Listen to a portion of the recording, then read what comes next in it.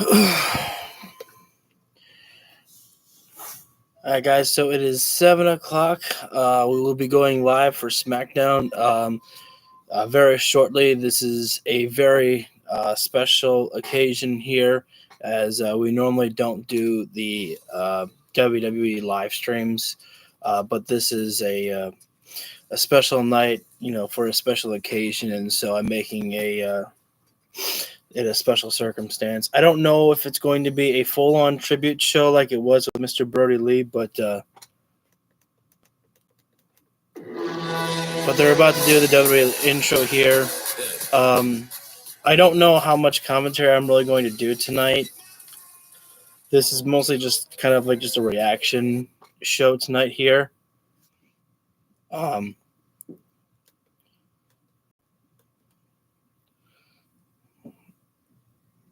Which now it kind of sucks right now. The stream is frozen. Okay, there we go.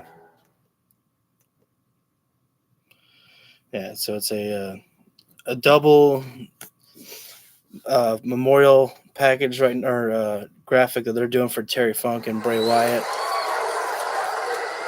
They got Eric Rowan out there and Braun Strowman.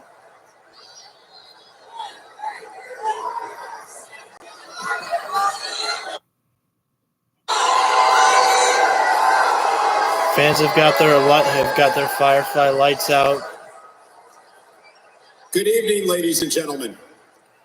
This past week, we lost two beloved members of our WWE family.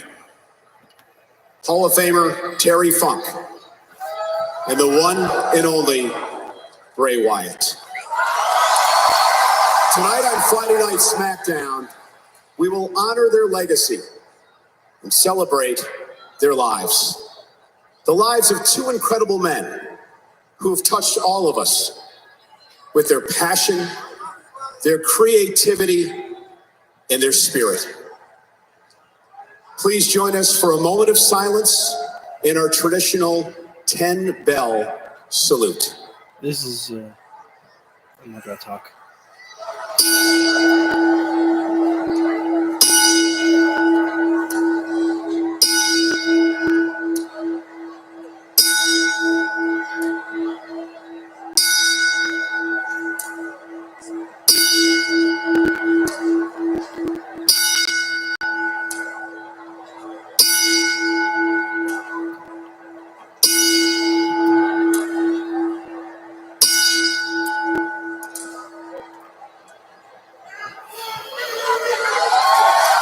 Fuck, I almost got emotional right there again.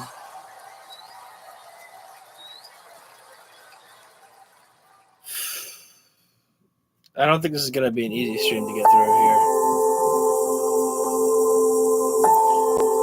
I did my crying yesterday. I don't know if how I'm going to make it tonight, but this is for Bray.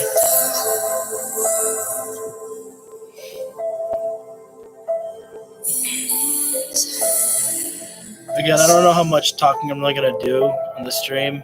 Just more reacting to all of this.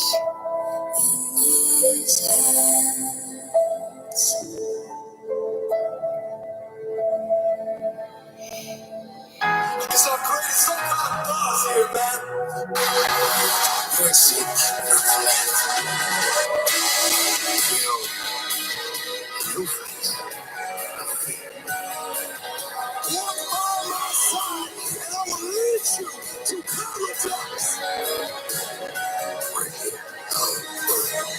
Yeah, I'm telling you,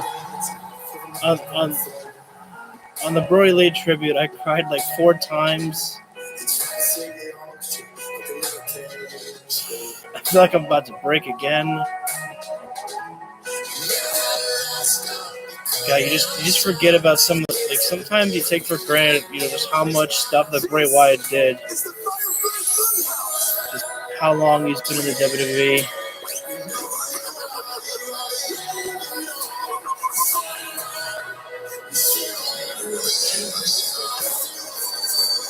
It's just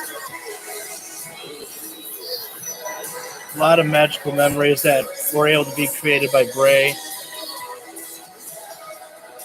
And I think just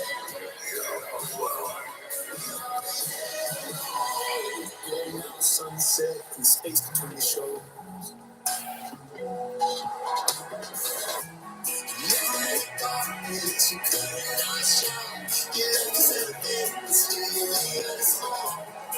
I can truly say that I have the whole damn world in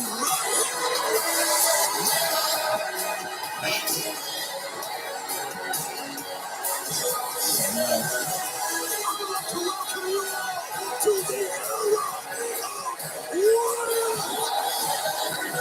This is my favorite new toy. It's such good.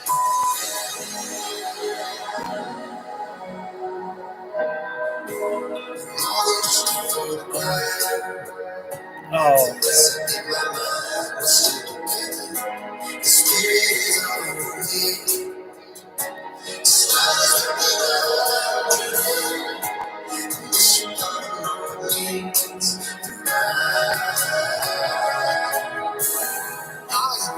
And the color red in a world full of black and white. I am the eater of worlds. I, Bray Wyatt, am forever.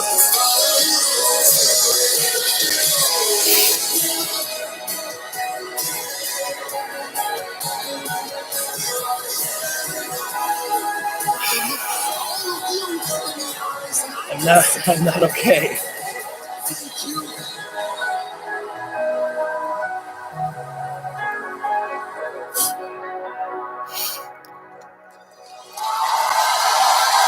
It was a very good video. Fuck. I thought I was done crying. They're gonna break me tonight multiple times, I think, here.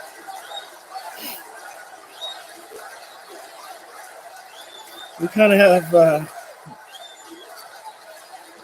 we have the room darkened here. It's red lighting for Fiend color.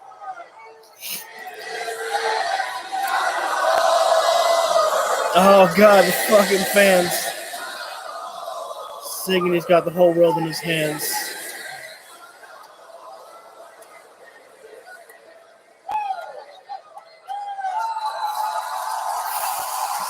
I mean, they could just keep this up all night long.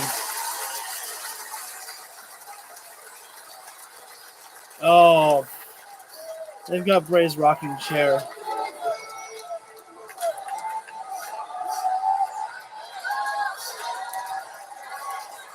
I think even the cameraman's, crying right now. I don't know if it's Michael Cole, but there's like sniffles in the background. I think they're going to commercial break right now. I really have no idea what to expect from the show tonight. Again, this is just a special circumstance tonight. I wasn't sure if I was going to do Rampage tonight, as I usually try to do for Fridays, because this morning I woke up, I was just still not okay and really not in the mood.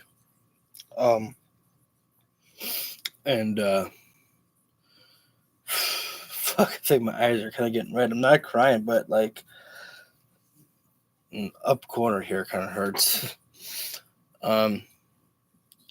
If you guys want me to turn the brightness up, I will, but I figured, this is the red lighting, kind of suits, for the stream tonight for, Bray Wyatt.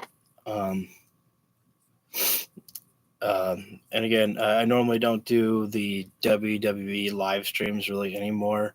I'm not going to really, try to talk anything negative about WWE. But this is, just a special night with special circumstances, and so for Bray Wyatt, I'm live streaming this show tonight. Again, I don't know if I'm going to really, commentate too much on anything with the stream. I think this is just mostly going to be me, reacting to everything that happens tonight. I'll make sure to talk here and there if I like it, but mostly I think I just want to let the commentators, do their job.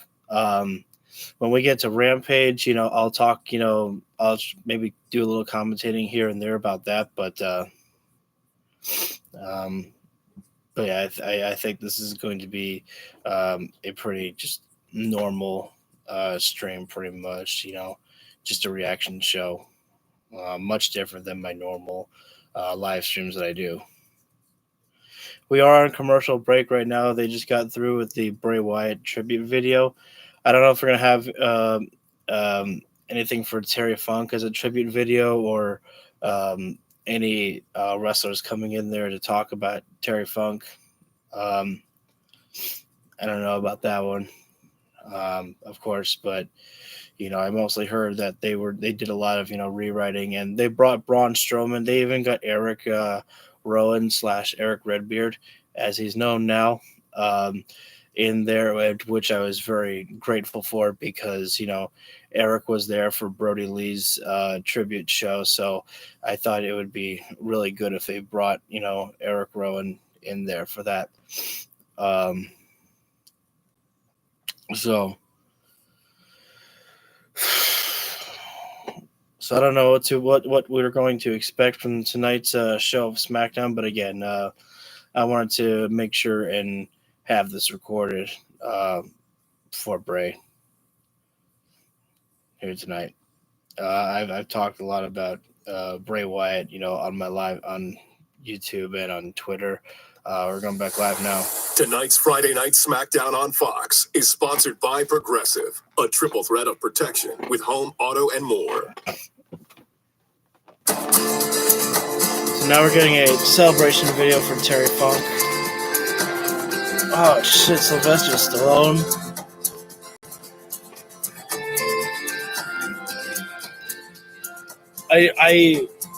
I was talking to my cousin earlier. Terry Funk's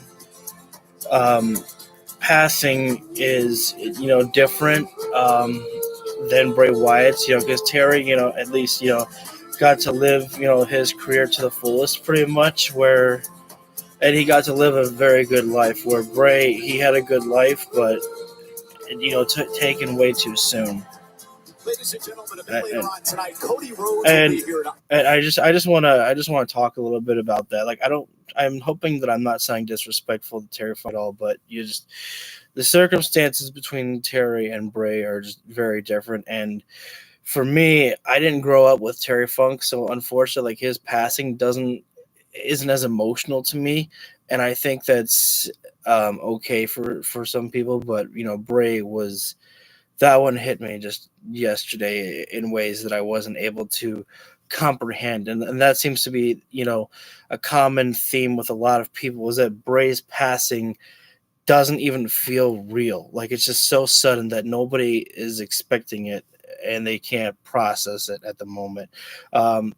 I'm going to rewind just a little bit. Michael Cole was talking about something. Honor Terry Funk, of course. Cody's dad, the late, great Dusty Rhodes, had a tremendous rivalry with Terry Funk back in the day. But tonight we celebrate the lives and the careers of Terry Funk and Bray Wyatt.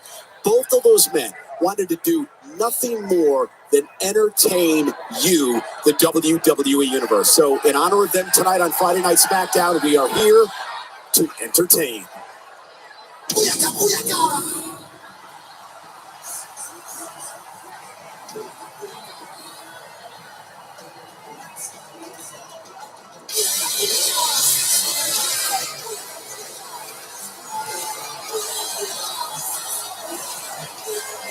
So Rey Mysterio has an armband for TF for Terry Funk, and another armband for BW for Bray Wyatt.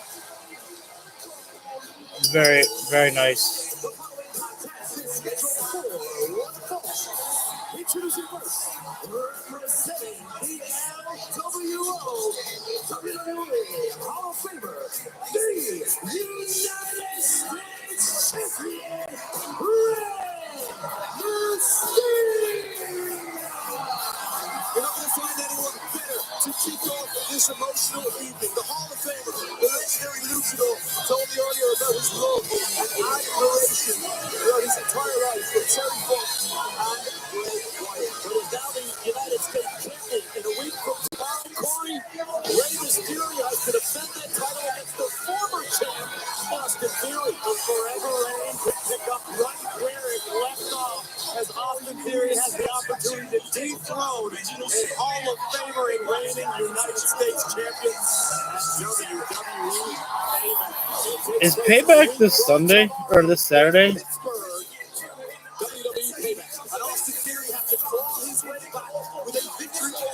Oh, live 1 week from tomorrow. I was gonna say, wait a second. Never mind. So, Rey Mysterio starting off the show here. Our very first matchup. I thank you for the like. I'm liking the fact that Mysterio's got TF and BW. Grayson Waller. So this is actually my first real introduction actually to Grayson Waller inside the ring. Again, this is pretty much a one-time thing here on the channel. This show here tonight is a tribute for Bray Wyatt. I don't know how much tribute stuff they're doing to Bray. Bray's passing only came just yesterday, so it's hard to just write an entire show and rewrite so many videos, packages, or whatever stuff they might have wanted to do for Bray. I don't know, but so Cody Rhodes is going to be on the Grayson Waller effect on at Payback on next Saturday. Of course, we got to figure out what Rhodes is going to do now that there's no Brock Lesnar, so he can get to WrestleMania. But so Mysterio, Grayson Waller. So this will be Waller's first time to introduce himself to me, pretty much here, a lockup there. So, you were telling me earlier today that your theory is that the only reason John Cena is coming back to SmackDown next week is so he can rub shoulders with Grayson Waller. It's not a theory, it's a fact. Just ask Grayson Waller. He told me. Another lockup there, but when it comes to strength, I'd have to give that one to Grayson Waller over on Rey Mysterio. But the veteran Rey Mysterio has plenty of ways he can get out of this position here, as Rey Mysterio with an arm drag there, taking down Waller. Waller feeling that effect right there is now Rey Mysterio mocking Grayson Waller with those drop down knees. The workout there. I don't know what they're called. Shots. If you've been in college wrestling before, takedown wrestling, those are shots there. Drop down there from Mysterio. And a shoulder tackle there from Grayson Waller there. Grayson's got more of the upper body strength over on Rey Mysterio there. Waller with another headlock applied on Rey Mysterio here. The LWO right now is brotherhood with Santos Escobar, and it could be a huge night for the LWO with Zelina Vega also in action. It's kind of feeling like that. The weird thing is that that the fact that this is I titled this the Bray Wyatt Tribute Show, but I mean Grayson Waller doesn't have any armbands on, as a Bray Wyatt wrist armband like Rey Mysterio has on. And I don't know if it's because Grayson doesn't really have much connection to Bray Wyatt at all. I don't know, but I'm hoping that just because you're a heel doesn't mean that you don't wear the Bray Wyatt or Terry Funk armband.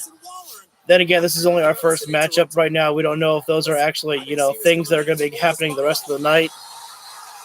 Mysterio's got Waller trapped, looking for 619, and once again, Waller able to counter. I gotta be careful. I almost feel like I'm trying to say Waller. Great quickness by Grayson Waller. Mysterio spilling hard to the outside. Grayson Waller now with ideas. Nice psych out there from Waller. Oh! Rana there from Mysterio sending Grayson Waller right into the barricade. And we're going into a commercial break here.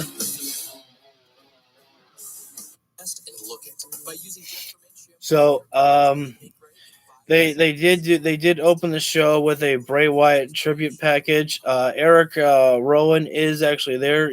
Eric Redbeard is his current name. Braun Strowman was brought in there as well.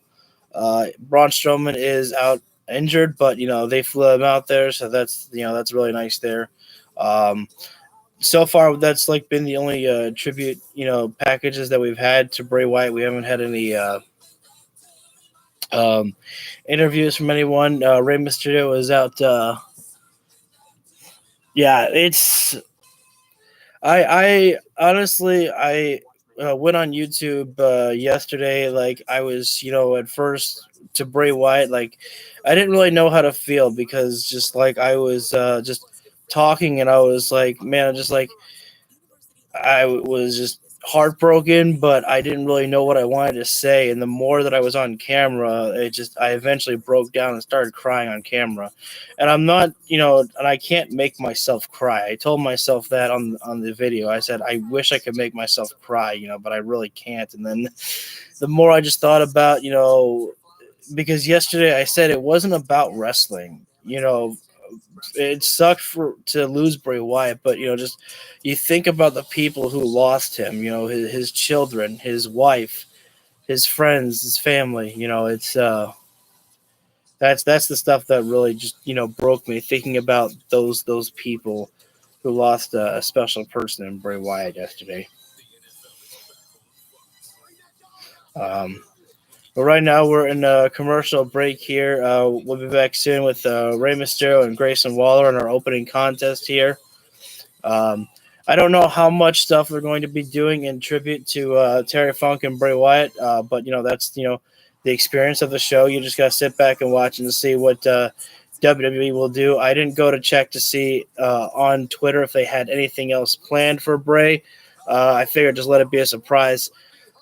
Again, this is just a. I'm not gonna talk about that. Just tonight's just watching wrestling here and watching the SmackDown show for Bray Wyatt here. That's what this is all about for me here tonight. Meanwhile, Grayson Waller though beating down the current United States champion Rey Mysterio. I do want to say this: it's a little bit weird that Rey Mysterio, when he came down for his entrance, he didn't have the U.S. title with him, but. I don't want to point out a lot of negatives. I don't want to point out any negatives on the show here. I want this to be a positive live stream. I don't want to, talk about anything really that I may not like. I want this just to be a show that we're all just gonna watch, experience, and try to enjoy. But it would be a big victory for Grayson Waller to pin the current United States champion Rey Mysterio. You can guarantee if that happens, that have to warrant him a shot in the future against the champion. Again, right now the lighting is a little bit darker than usual on my live streams, only because right now I have a red lighting in the background, for the Fiend, Bray Wyatt, for a little bit of tribute to him. Nice sidekick there from Grayson Waller again, dropping down Rey Mysterio. Mysterio can't get any offense on Grayson Waller right now. Although Mysterio trying to get the fans back in, his momentum right now, but it's just not working out right now. It's just Grayson Waller. Before Mysterio can try to call in some support, he put Mysterio back down to the mat there. Waller, though, taking too much time, mocking away at Rey Mysterio, not staying focused on the veteran here. As Waller just scraping his boot across the face of Mysterio temporarily there. Now, arm lock applied, and Waller sending Mysterio into the corner. Hard drop down there from Rey. Are you surprised, KP? Yeah, not looking good for Rey Mysterio here right now as, Grayson Waller just in full control here. I mean, some will say that the biggest obstacle to overcome is belief in yourself, self-confidence. Waller has plenty of that. Oh, another hard buckle shot there. As Rey Mysterio falls right into the thighs of Grayson Waller. Could be looking for a powerbomb here. Mysterio trying to fight out. He's got shots to the face there. Oh, Grayson Waller. Mysterio nailed him with a Rana, and Grayson Waller went shoulder first right to that steel turnbuckle post right there. Although Mysterio taking a long time to be able to recuperate to go on the attack right now, but after the punishment he's taken, it's not hard to see why. Nice senton there from Rey. What's up, Hassan? Just a little bit taking them out of the breath there, Corey. But you're right, Cole. Ray needs to pick up the Whoa! pace, push the pace of the matchup. That's where Ray. It's amazing that Rey Mysterio is still able to move at the speed that he does. I mean, he is once he's rolling right now. Coming across now for the cover. On the victory. Cover there on Waller, almost got it. 2.5 right there. After all the punishment Rey Mysterio's taken, amazing that. I'm doing Smackdown, and I will be doing Rampage as well. It's a 3-hour live stream here tonight. I wasn't sure if I was going to do Rampage tonight, but as the day went on, I was starting to feel, you know what, let's. When I heard about, them going to do a tribute show to Bray Wyatt here on SmackDown, I figured, you know what, if I'm gonna do SmackDown, I should do Rampage too. So it'll be a multi-show. Better than Ray on that. I don't know what Grayson Waller was looking for, but oh jeez, Grayson Waller very good inside the ring right there.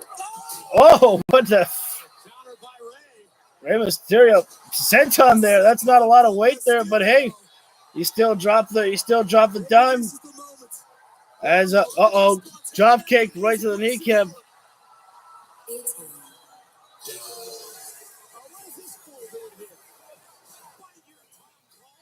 So I gotta say, no,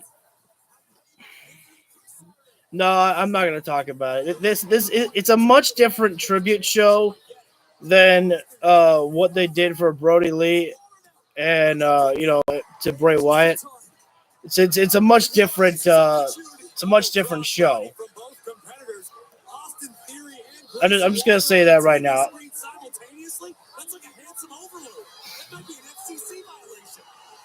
So, we got.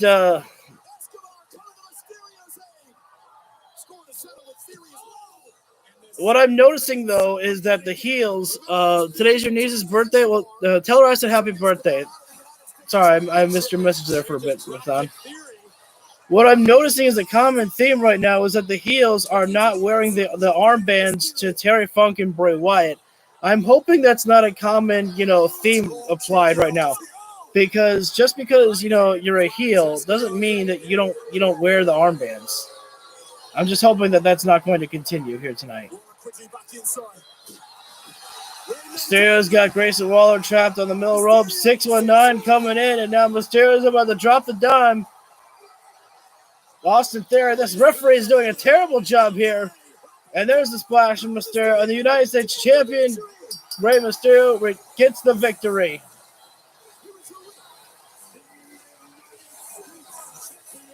Oh, wait.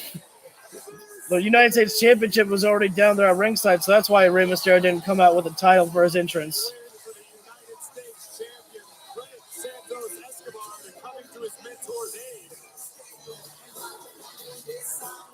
It was Austin Theory who emerged, but Santos Escobar put his body on the line for his LWO brother, Rey Mysterio. Theory executing a chop block just like he did before Santos. So Mysterio gets the victory over Grayson Waller here. Dial it up, 619. Another assist from Escobar, and Rey does what he does. Oh, so not sure why we need two replays of Rey's body splash, whatever. Shit, I gotta not do that. I don't want to critique anything on the show tonight.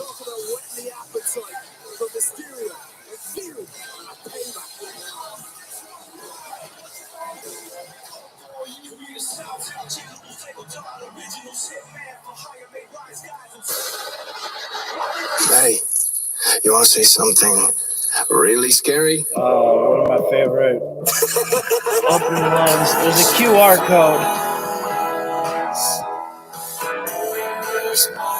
Where is that?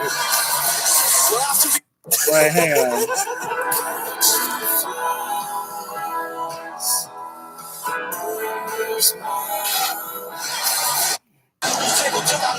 Oh, okay.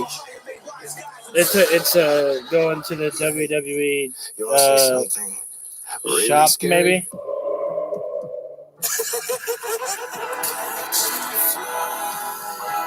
Oh, okay, I see.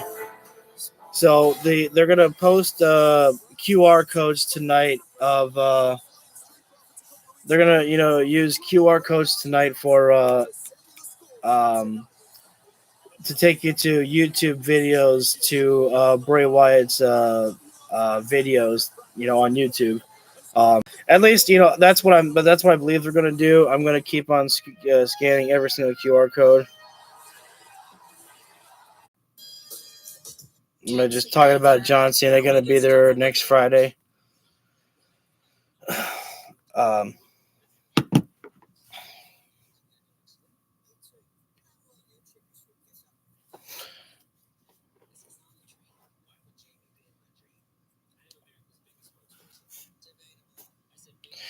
so yeah, so they played the Bray Wyatt tribute video. I'm hoping that there's gonna be more, Bray Wyatt stuff out there on tonight's show, not just videos of his past. If the wrestlers are okay with it, I'd like to hear more of their words, more than just their tweets. Because it's one thing to hear a person's tweet; those are emotional, but it's more to just see their faces and hear their tones in their voice if they're comfortable with doing that. They did fly out Eric Rowan out there, and they flew out Braun Strowman, even though Strowman is injured. They flew him out there for the 10 bell salute for Bray Wyatt and for Terry Funk there. They kind of broke me on the Bray Wyatt video tribute package that they made there. Again, I really started just almost like tearing up when they started showing just pictures of Bray with his kids and with his wife JoJo. I mean, that's wrestling is wrestling, but I mean, it's just you get to fall in love with a man as a wrestler, and then you get to fall in love with him as a person as well too. But then you really, when you start to think about the people that just he leaves behind well too, and what makes it just so awful is like it's awful to lose a father, but like his kids are just still so young. I'd guess that maybe his oldest is maybe like 8 or 10 years old.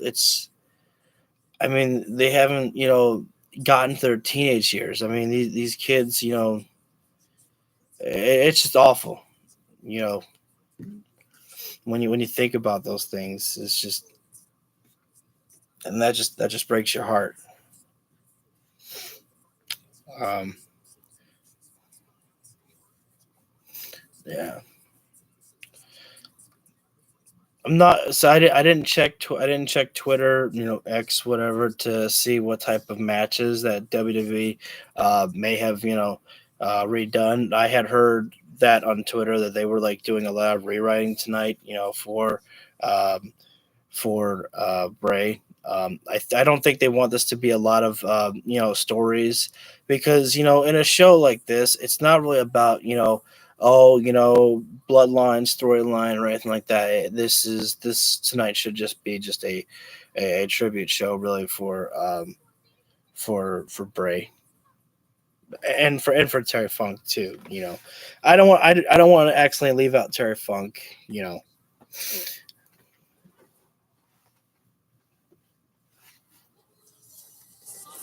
NFL is back on Fox in the final week of the preseason as the Texans take on the Saints. Don't miss any of the action Sunday at 8:30 on Fox.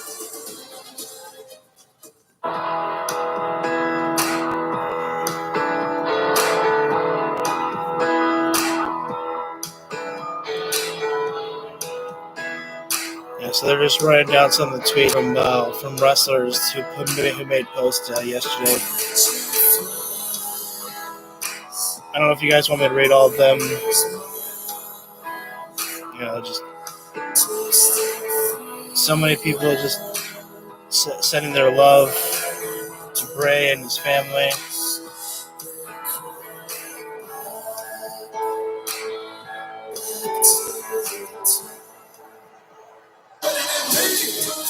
Kentucky tonight for many years was the home of AEW, which is the WWE developmental system. Now, Bray Wyatt did not get his start here. However, he did get his start in Tampa, Florida at FCW with my broadcast partner, Corey Graves. Well, tonight, two of Bray Wyatt's signature opponents, the electrifying LA Knight and the devious Finn Balor. That's nice. Here tonight, they will be our main event on Friday Night Smackdown on Fox.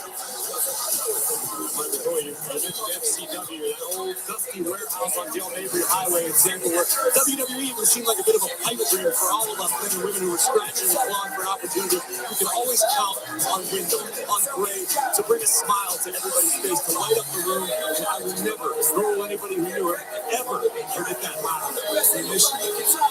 Precious God. Speaking of rock, Rosalina Vega. I can barely hear some of these guys because this music is playing so damn loud. This summer, let's go back to June here. A distraction from Bailey with the referee. All of a sudden, the 619 paying homage to Rey Mysterio. Zelina Vega with the picture. And Zelina would go and do it again just 3 weeks ago before SummerSlam. Io Sky a little bit distracted. Shots it, taken out. Bailey. Remember, Io and Bailey had cut shots his hair. And Zelina Vega would take advantage of the code red action to once again knock off Io Sky. I don't. Again tonight, if it does, we're going to be a champ. Io, tonight is your very first title defense against the fire. Thank you, Bailey. She's got a Bray Wyatt we all just saw armband has on. already beat you twice, but do you feel like this is going to... Well, that's a very biased statement from you. What are you trying to join the LWO? I think you might be a perfect fit because I hear they only hire short people. Anyways, Zelina's wins over Io were flukes. All right, she got lucky because Io is a once in a lifetime, once in a generational talent. Look at her. Let me remind you, Kayla, that Io is a former NXT Women's Champion. She's a former one half of the WWE Women's Tag Team. This isn't what I tuned in for tonight. Money in the Bank 2023 and On SmackDown. WWE Women's Champion. Okay, we are in Io's era. All right, so I suggest you buckle up, you idiot, and enjoy the ride.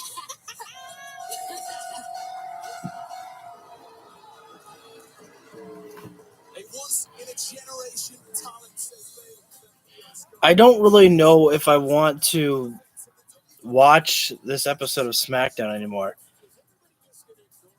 because there's. I was expecting something different, but this just feels like the same, a regular episode of SmackDown. I think I set my expectations too high. I don't know. I was expecting, like the Brody Lee tribute episode that we got in AEW, but this is basically just like SmackDown as regular. I don't know.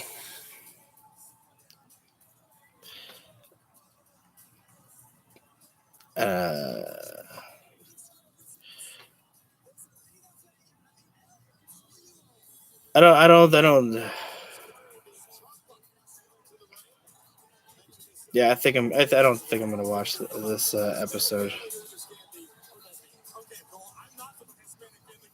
Yeah.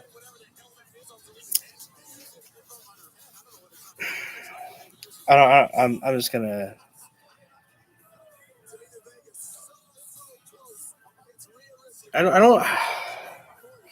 I want to watch, but at the same time, I don't really watch the WWE, live. I don't really do WWE live streams.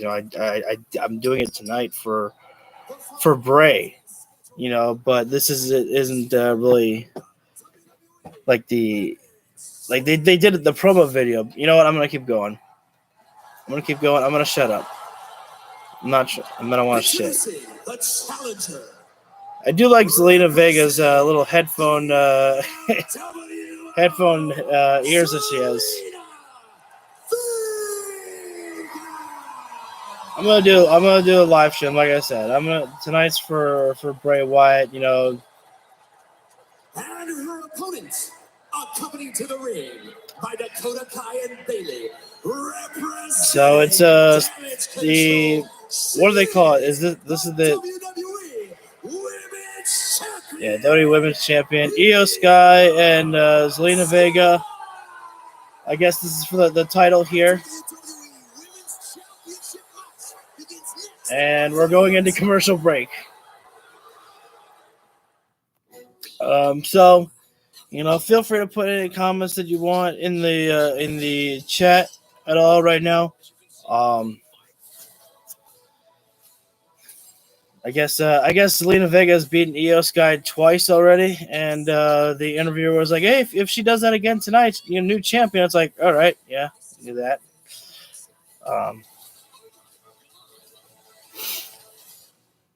Yeah, so I'm hoping that we get some videos from Eric Redbeard and Braun Strowman, you know, talking about, you know, Bray Wyatt, you know, if they want to. I would really hate if they just flew those guys out there, you know, just for the 10-bell salute, and they told them, you know, and they said, all right, thanks. And that's nice that they flew them out there, but I just feel like that there's more of ways to, you know, contribute to the memory of Bray. They already played a short clip of his introduction to the main roster on WWE with one of his videos, and I think it's kind of very nice how they use the QR code right there. You know, kind of like how Bray did, you know, when he was you know, making his way back to WWE. So I find that, you know, quite entertaining. I'm gonna make sure with every single other QR code, if they give us one, that I will make sure to scan that to see if it goes to any special website. Just so you guys are aware, if you do not know, you can go on www.shop.com. All proceeds that, you know, you purchase from Bray Wyatt, all of that, you know, proceeds are going directly to his family. I have made my my purchase there, and you know, Bray Wyatt's going to be going on our back wall with that purchase. I have a poster, or it's a plaque, I believe, as they call it. So Bray Wyatt will be going on our live stream background here with all the other wrestlers that I have up there. So, but we're gonna have Zelina Vega and Io Sky for the Women's Championship, the WWE Women's Championship, coming up soon when we come back live from SmackDown here. Again, the only thing that they've really done tribute-wise for Bray Wyatt and Terry Funk is they did the 10-bell salute, and they've done 2 tribute videos. That's about it so far. And I'm hoping that I'm not sounding like I'm bashing them at all right now. I'm like, oh, wait a sec. They got the Fiend's debut. Got to scan the QR code. I'm not sure where that's going to take me. I think it's just going to take me to another YouTube video. Yeah, that is. The Fiend debuted at SummerSlam. So, one of my favorite entrances of Bray Wyatt's. And just, I remember Johnny Gargano's reaction. You know, they were doing a WWE watch along for SummerSlam, and when you saw the Fiend entrance there, Johnny Gargano had his jaw dropped the entire time watching what he was watching. It was like a real life horror monster coming to alive before your very eyes there. The lighting and, you know, the movements that Bray had in that entrance, it was all perfect with the Fiend there. And the lantern, I mean, that, you know, Bray Wyatt's own head being the lantern there, I mean, that is just some creative shit that is just, I think Kip Sabian said it best Bray Wyatt is a mastermind genius who, may have been ahead of this generation's time.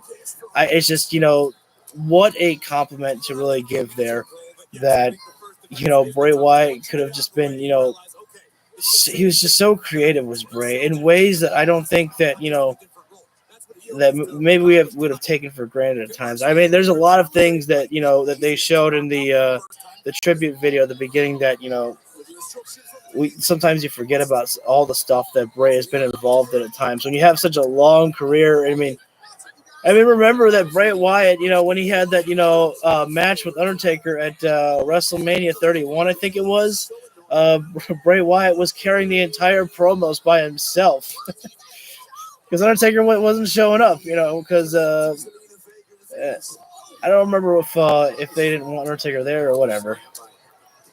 But I guess we'll get focused back on the matchup here. You guys want me to talk about more things about Bray Wyatt, my thoughts on this or that of his career, you can put anything in the chat as well too. And that's not me trying to reach out for any interactions. I genuinely do want to talk about all the memories, but I should also pay attention to the show itself as well too here. As Zelina's up on the middle rope there, the Empress of the Sky, Io Sky, doesn't want someone else taking flight there. As she slams her off the middle rope, there was a hard fall there for Zelina.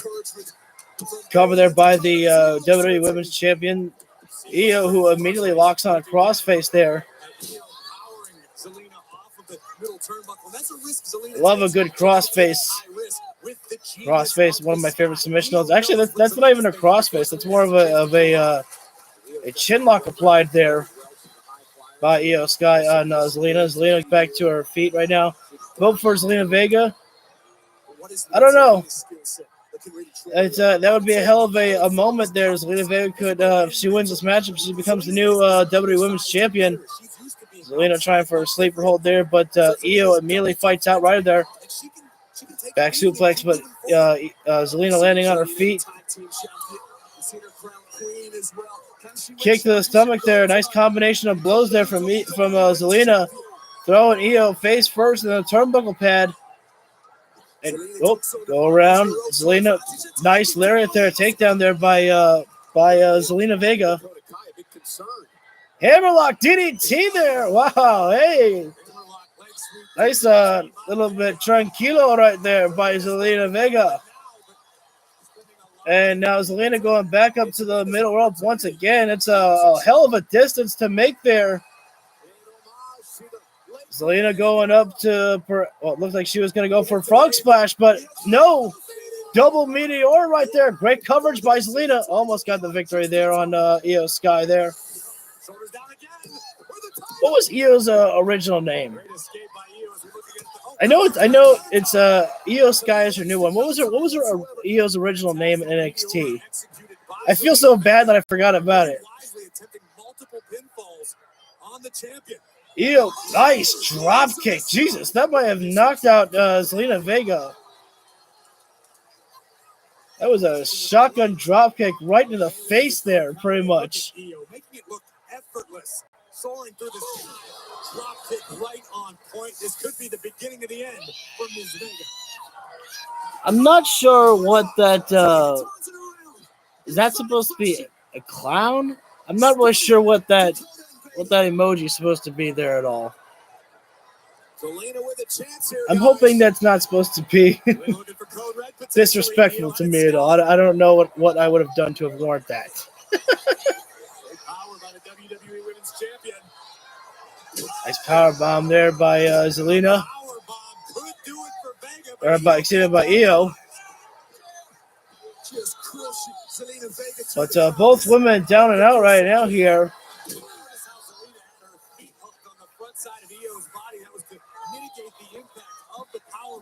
Oh, jeez, that came out of nowhere. Io's going to go to the top rope. She's looking for that moonsault there. If she hits that, that's over. Ball game, as JBL would say. Zelina coming in. Nice code red there. Got folded up there, but smart strategy there by Io Sky. Immediately rolling to the outside of the floor there. Can't be pinned or submitted out there, obviously. Damn. Head first there. Zelina Vega went into the steel stairs there.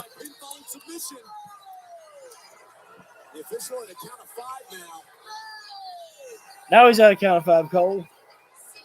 Zelina being thrown back inside the ring there. Io Sky could have taken the count out if she wanted there, but she wants a definitive victory here. Coming in hot right now. Double meteors there by Io into Zelina Vega's face there. And now it's going to be the knockout blow as Io Sky going up to the sky. And this might be good night for Zelina Vega. Moonsault there. 1, 2, 3. Io Sky able to retain her women's championship here tonight.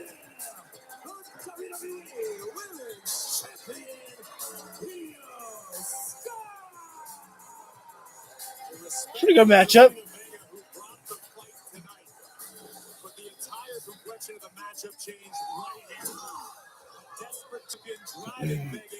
That wasn't a desperate shit. That's not a desperate maneuver. It's a good move there.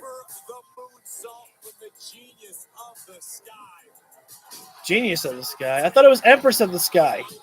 Or is that what her nickname was in NXT? I don't know. I like Empress better. That sounds cooler.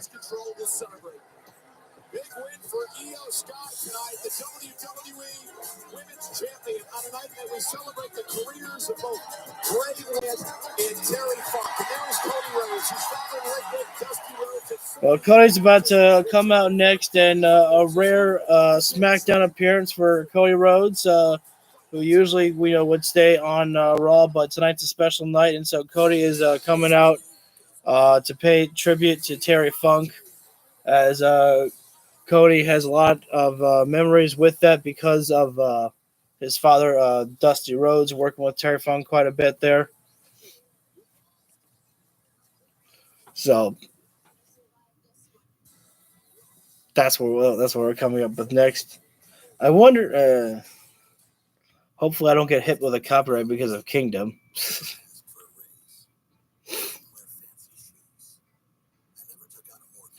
So I want to apologize. Earlier, I was kind of debating if I wanted to continue doing the live stream because I was just expecting this I was expecting this show to be exactly like how it was for AEW with the Brody Lee tribute show, packages and everyone but. Obviously, every match basically had the Dark Order involved, I think, with the Brody Lee tribute show, and Bray didn't have a faction when he was back here. So, but in our main event, we will have LA Knight and Finn Balor. I mean, Finn Balor was the first opponent that Bray Wyatt had when he debuted the Fiend, and LA Knight was Bray Wyatt's last opponent in the Pitch Black match at Royal Rumble. So that's pretty cool. One of Bray's biggest moments when we first saw the Fiend live at SummerSlam, one of the first live appearances of the Fiend, and the very last opponent for Bray Wyatt being LA Knight. I don't know if Bray Wyatt worked any house shows. But the last televised match that Bray had was against LA Knight. So that's pretty cool. Those guys are, they are in the main event here tonight. Again, tonight isn't really about any bloodline storylines. Tonight is just about, in my opinion, tonight's just all about paying tribute to Bray Wyatt here and Terry Funk. I'm gonna make sure that I keep trying to remember to say about Terry Funk, but again, just it sucks to lose Terry Funk, but Terry got to live a great life and a long life. Bray was it's again another one of those situations where a man was just taken way too soon from this world here, and it's just not fair. Especially when you consider the circumstances that, Bray Wyatt was getting, better and, was making a recovery. And then just suddenly what happened just yesterday, just especially with the family. It's like, our dad's getting better and it's going to be great. And then just suddenly just life takes you, man. It's another one of those situations where you just have to make sure to remember that how valuable that, you get to have each day is valuable. They're showing off more tweets that wrestlers made for Bray Wyatt tributes yesterday. If you guys want me to read them, I will. There was just such an outpouring love and emotion yesterday for Bray Wyatt, and still today. I mean, it's a lot. I mean, yeah, Kane was one of the very first people that Bray Wyatt. He was the first person Bray Wyatt interacted with. When he got to the main roster. They, put a tribute there and list there.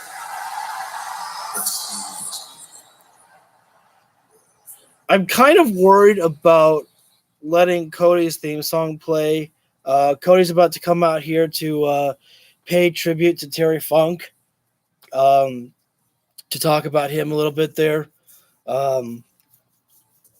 I want to let Cody's theme song play, but I get the feeling that maybe Downstate might get me hit with a copyright. I'm not really sure. I should take the risk, but I will let the woes. I'll let the woes.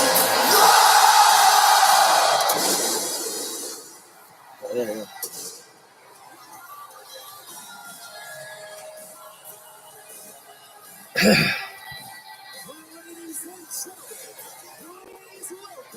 So, again, Cody Rhodes coming out here to talk to all of us about little tribute to Terry Funk here. Because I believe what they were saying was that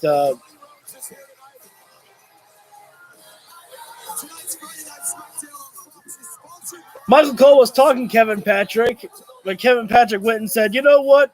To hell with it. We have to talk about progressive."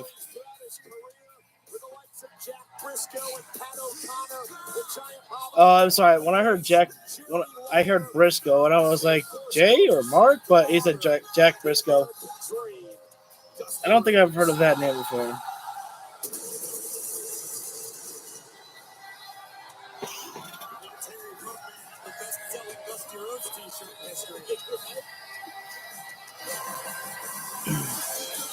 So again, what they're talking about, Cody's here for us to talk a little bit about Terry Funk here. I'm really hoping that no wrestler interrupts anything at this point here. This should just be, about a tribute, not, talking about, not bringing up, my next feud or something about this.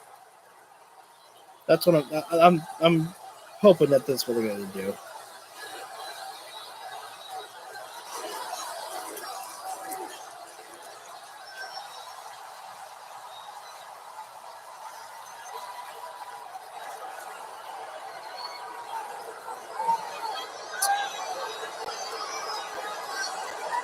So,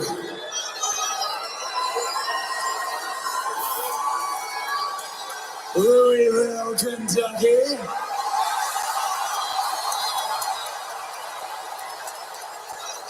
I know what I want to talk about tonight. Thank God. Don't use a stupid fucking... I want to tell you about a time, 11 years old, I'm at the Denver airport. I am traveling with my father.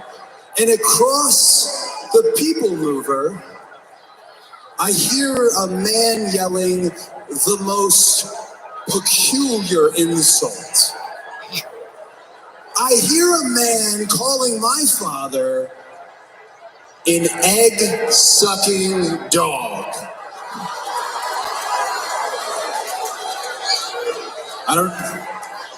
Michael, can we say egg-sucking dog on Fox?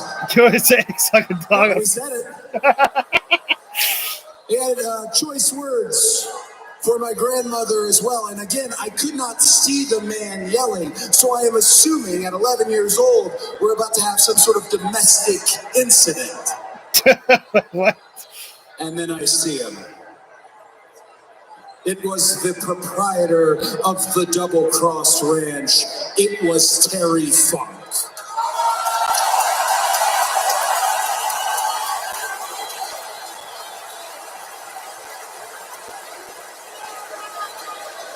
You have the Terry Funk graphic up on the screen right now.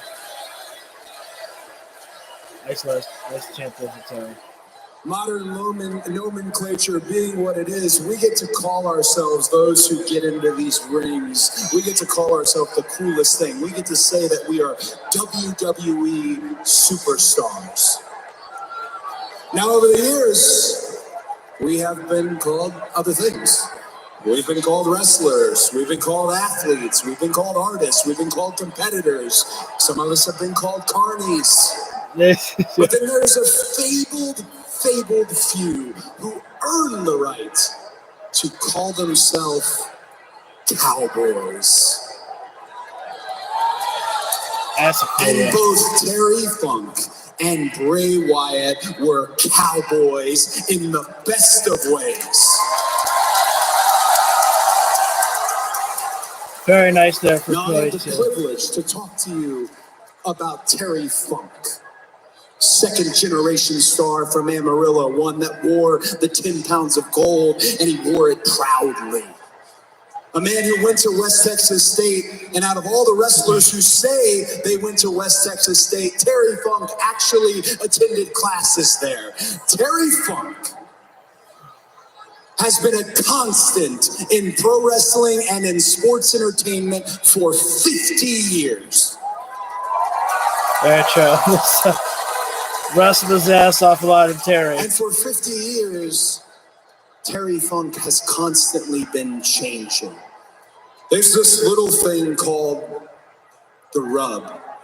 When someone with such a legacy, with such equity, steps into the ring with those who don't have it, reaches down their hand and pulls them up to their level. Some legends do that for one or two. Terry Funk did that for an entire company, an entire movement, an entire revolution.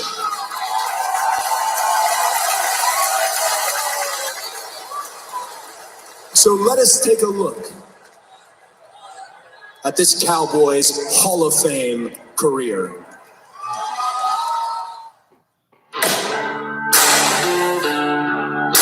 The WWE family is saddened to learn of the passing of one of the most iconic figures in sports entertainment, WWE Hall of Famer Terry Funk.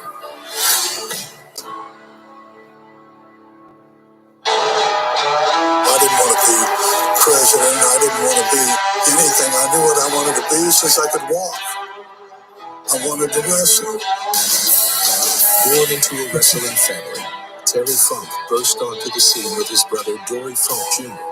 as part of their father's homegrown promotion in Amarillo, Texas. The Funks are legends. I've always looked up to Terry Funk. I love watching him work in the ring. I love the unpredictability.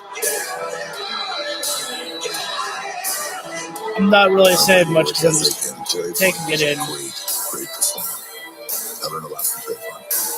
Terry's rugged, no-nonsense style captivated the NWA audience and catapulted him to great success. Terry Funk has just achieved the NWA World Heavyweight Championship. I'm going to go ahead and prove to you people that I will be the finest champion in this You know, world. for me, it's actually weird to see Terry Funk without that, iconic, beard. Terry's popularity captured the attention of Hollywood. There is just one of me. Terry would continue to captivate audiences all around the globe, Middle-aged and crazy like a fox. making an impact in WCW, ECW, and WWE, where his matches with WWE Hall of Famer Mick Foley would pioneer the hardcore style. Terry was trying in the sense that he did things that nobody ever did before. These former foes would then go on to join forces, reaching ultimate triumph at WrestleMania 14. Cookie pan statement. This are the new tag team champions. Terry Funk's one of the nicest guys, one of the kindest guys. I feel fortunate he had a way of bringing out the best in me. They're giving a promo video for Terry Funk right now, or tribute video, sorry. In 2009, alongside his brother Dory Funk Jr., Terry would take his rightful place in the WWE Hall of Fame. Before it was fashionable to call ourselves ECW, Terry Funk was extreme. I want to thank you so much. I'm going to go on record as saying, in my own personal opinion, Terry Funk's the greatest superstar of all time. A 5-decade career that may never be replicated. Terry's tireless dedication left an indelible mark on the sports entertainment world. The WWE family will remember Terry Funk as a family man, a fearless entertainer, an unforgettable pioneer. We love you guys. We love you.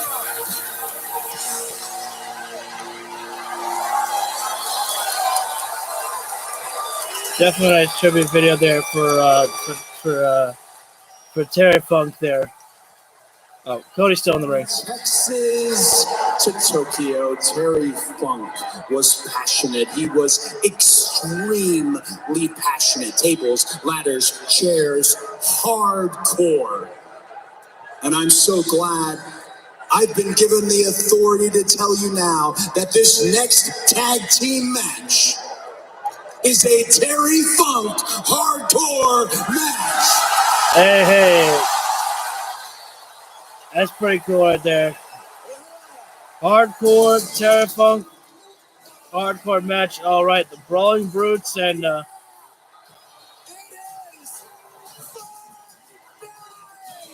Cole just lost his damn mind right there. It's gonna be Pete Dunne and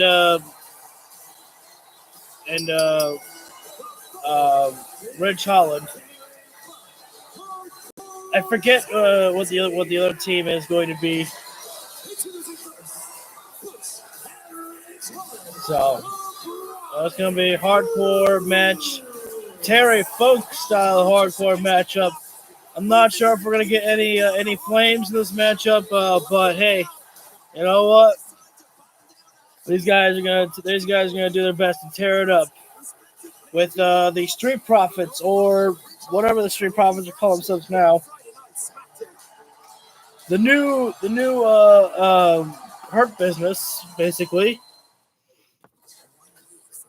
So I do want to apologize one more time because it was very rude of me, because I was the show was not going the way that I was thinking. It was kind of still feeling like a regular episode of SmackDown, with just like one tribute video to Bray and Terry Funk, and so I was worried that this is exactly what it was going to be like for the rest of the show, and I was starting to feel like, okay, this isn't really what I signed up for here.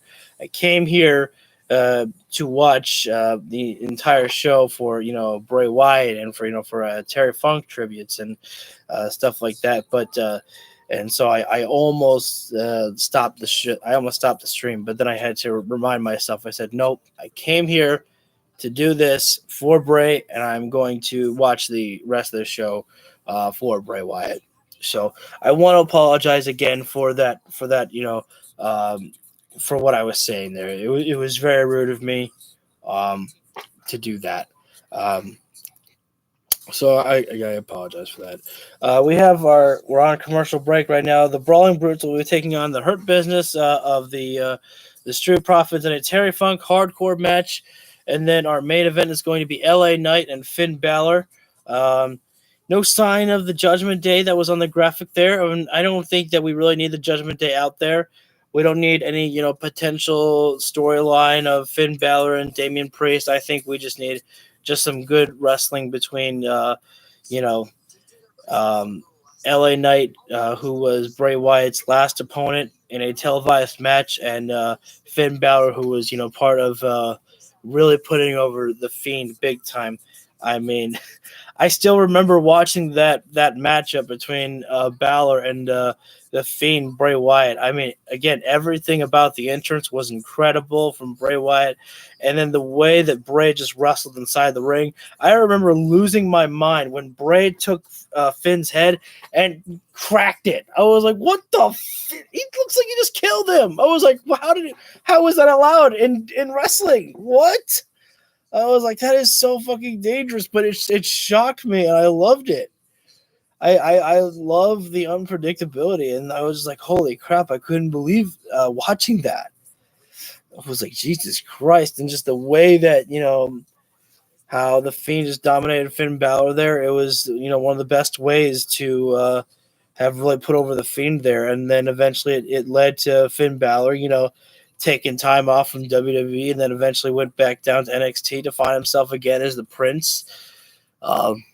I think Undertaker should show up and pay tribute as well. They had a history too, just in my opinion.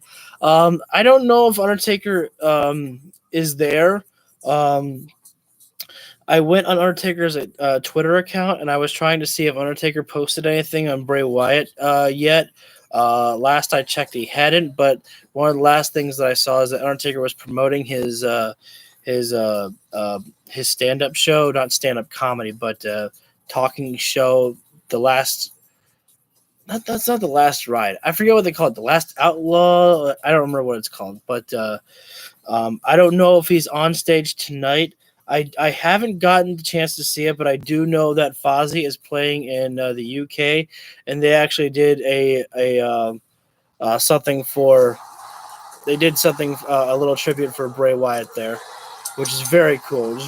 There. They have another QR code up there. That one. Let's see. I think that's only going to lead to. I think this QR code. I think the QR codes tonight are only leading to YouTube clips about what happened. This one was about just promoting or not promoting, showing Bray Wyatt winning the WWE Championship at Elimination Chamber, and that was a hell of a moment right there.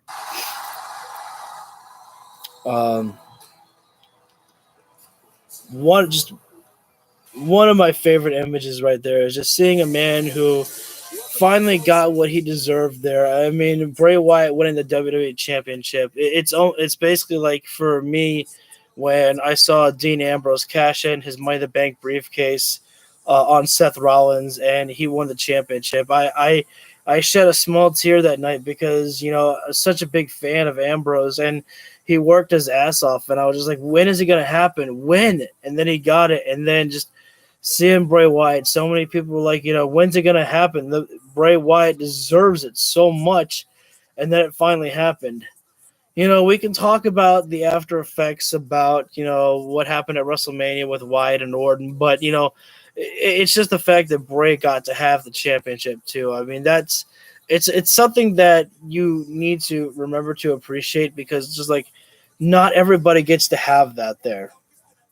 So I'm very confused right now. The Street Profits are coming out here acting all babyface-ish.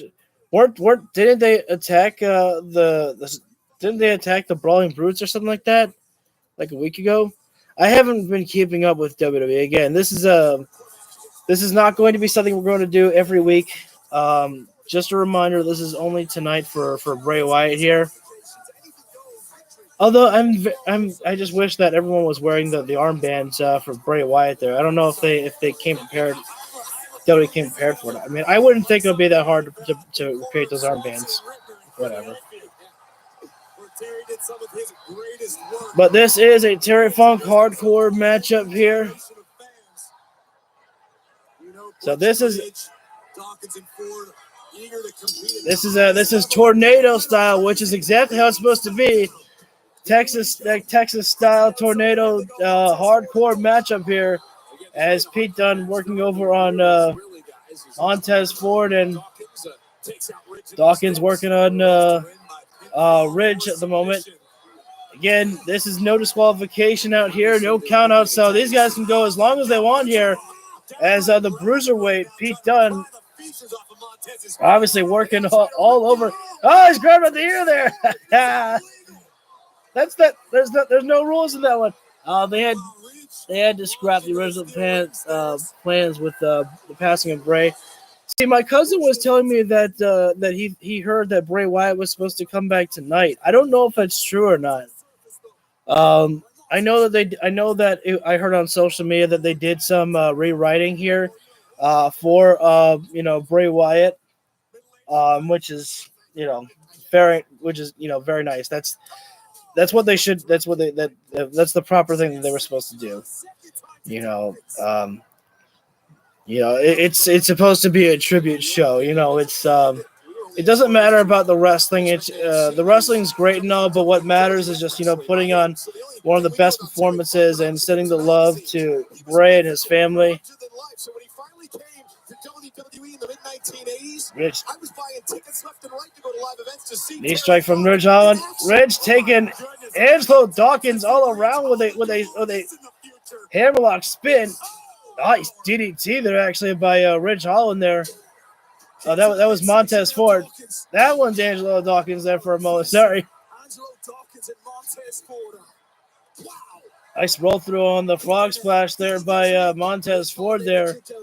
And right now, Pete Dunne making his way back inside the ring. Low kick right to the leg there. And out to the leg again.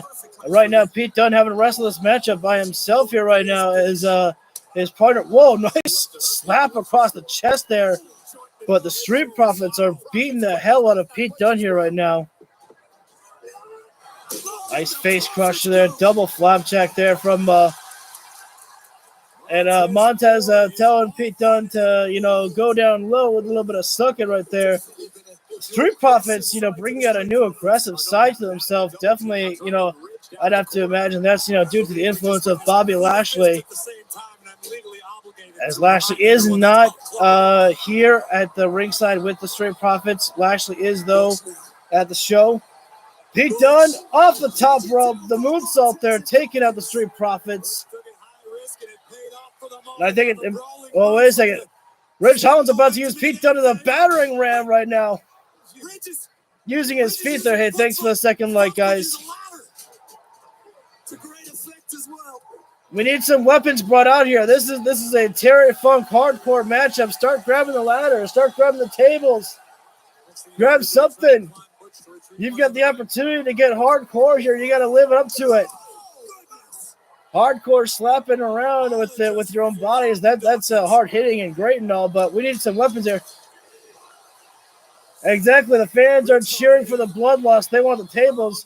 Ridge trying for a power bomb, but Dawkins back body drop on Ridge Holland. Pete Dunne dives off the ring apron there for the knee strike. And now Montez Ford coming over top. Tope con hero taking out everybody. Oh, wait a minute. Now this is complete.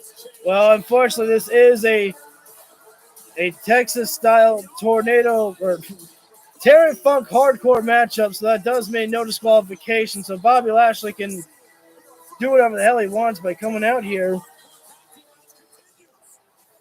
Someone help me though. Is Bobby Lashley a manager now, or is he still a wrestler? Or I don't know if he's injured, but it just feels weird that he's taking the role of MVP as the leader of the Hurt Business.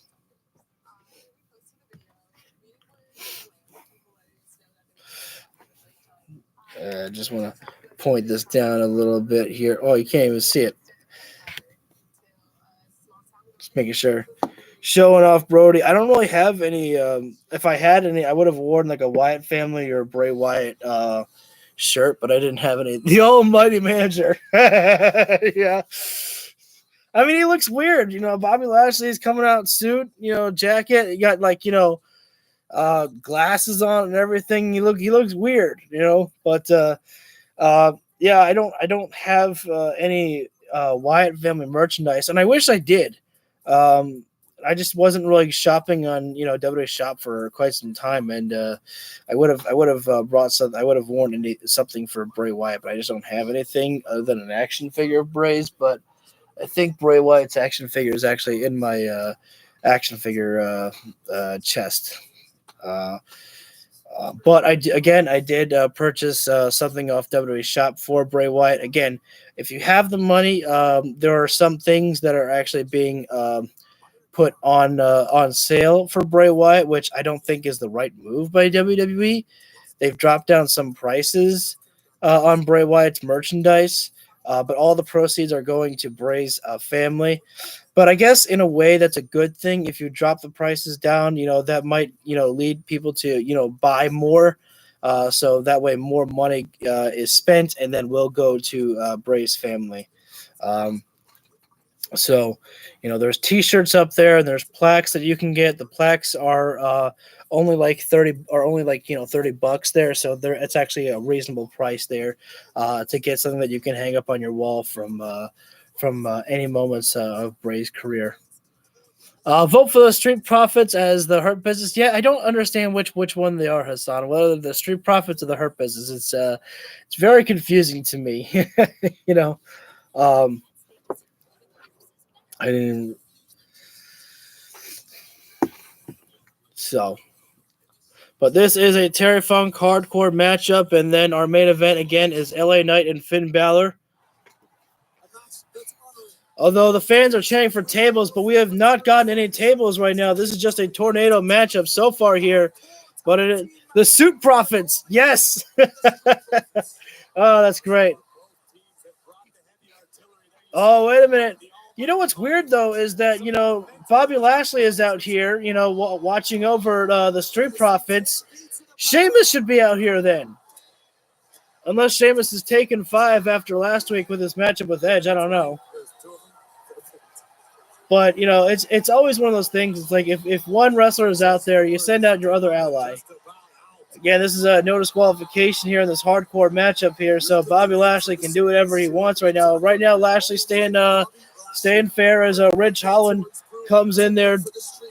As Pete Dunne with a head kick right upside the head of Montez Ford. Nice, wow. That was actually a nice power bomb there from the Brawling Brutes there. And nice eyesight there by Pete Dunne. He realized that Angelo Dawkins was coming up there, and Dawkins able to move out of the way there and tackling down Pete Dunne there. As right now Ridge Holland having to fight this match off all by himself right now here as his partner is down. Oh, Jesus, what a collision right there. Nice jumping back elbow there from Angelo Dawkins. And now Dawkins, 360 spin out stinger splash and into the insecurity upside the head there. Somehow Ridge Holland still on his feet right now. But the electric chair position right here as Ridge is up on the shoulders of Dawkins and Ford right now. And Montez Ford is really loving the suck it game here tonight. Cover being made, and Pete Dunne, they're able to make the save at the very, very last minute here. That was a powerbomb neckbreaker combination there, or excuse me, electric chair neckbreaker combination by the Street Profits there. Pete Dunne making the save there, and leave it to the bruiserweight to step away at every single limb that's given to him. Insecurity there and super kick. These fans are still clamoring for tables here. I'm going to be very upset if this matchup ends and we don't get a single table in here at all. This is a hardcore matchup. I'm just saying. Lashley looking very concerned for the Street Profits here, but I don't know why. His boys are. Do you consider the Street Profits heels or baby faces? I don't really watch the show anymore. Tonight is only me watching the show for Bray Wyatt because I wanted to live stream my entire emotion that I was going to be feeling for Bray. And this is me giving a tribute for Bray Wyatt here. Frog splash from Montez, and I thought they attacked the Brutes, so I would consider them heels. I mean, since they attacked the Brawling Brutes, the Brawling Brutes are baby faces. So, but it's weird. The Street Profits came out and they were acting all baby faces. Here we go. The fans have been clamoring for tables, and now Pete Dunne's gonna give them what they want there. Oh, wait a second. Maybe not, because he actually bumped into Bobby Lashley, but Bobby Lashley put himself in harm's way there. Like an idiot. Stay focused. Pete Dunne, don't worry about Bobby Lashley right now. He's not even doing anything right now.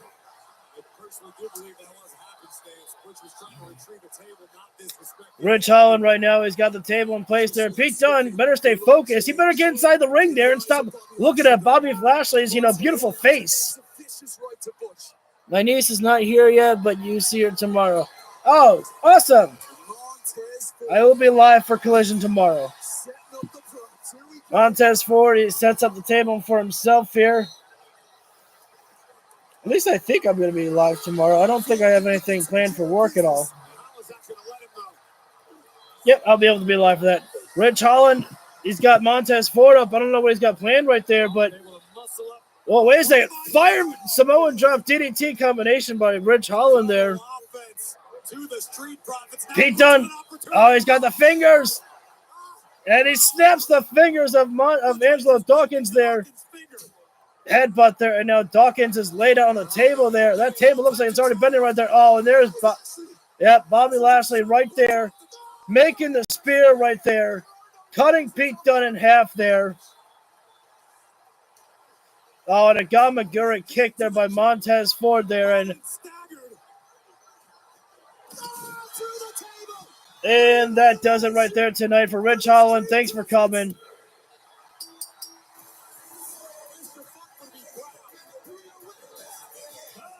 I don't know. That was a...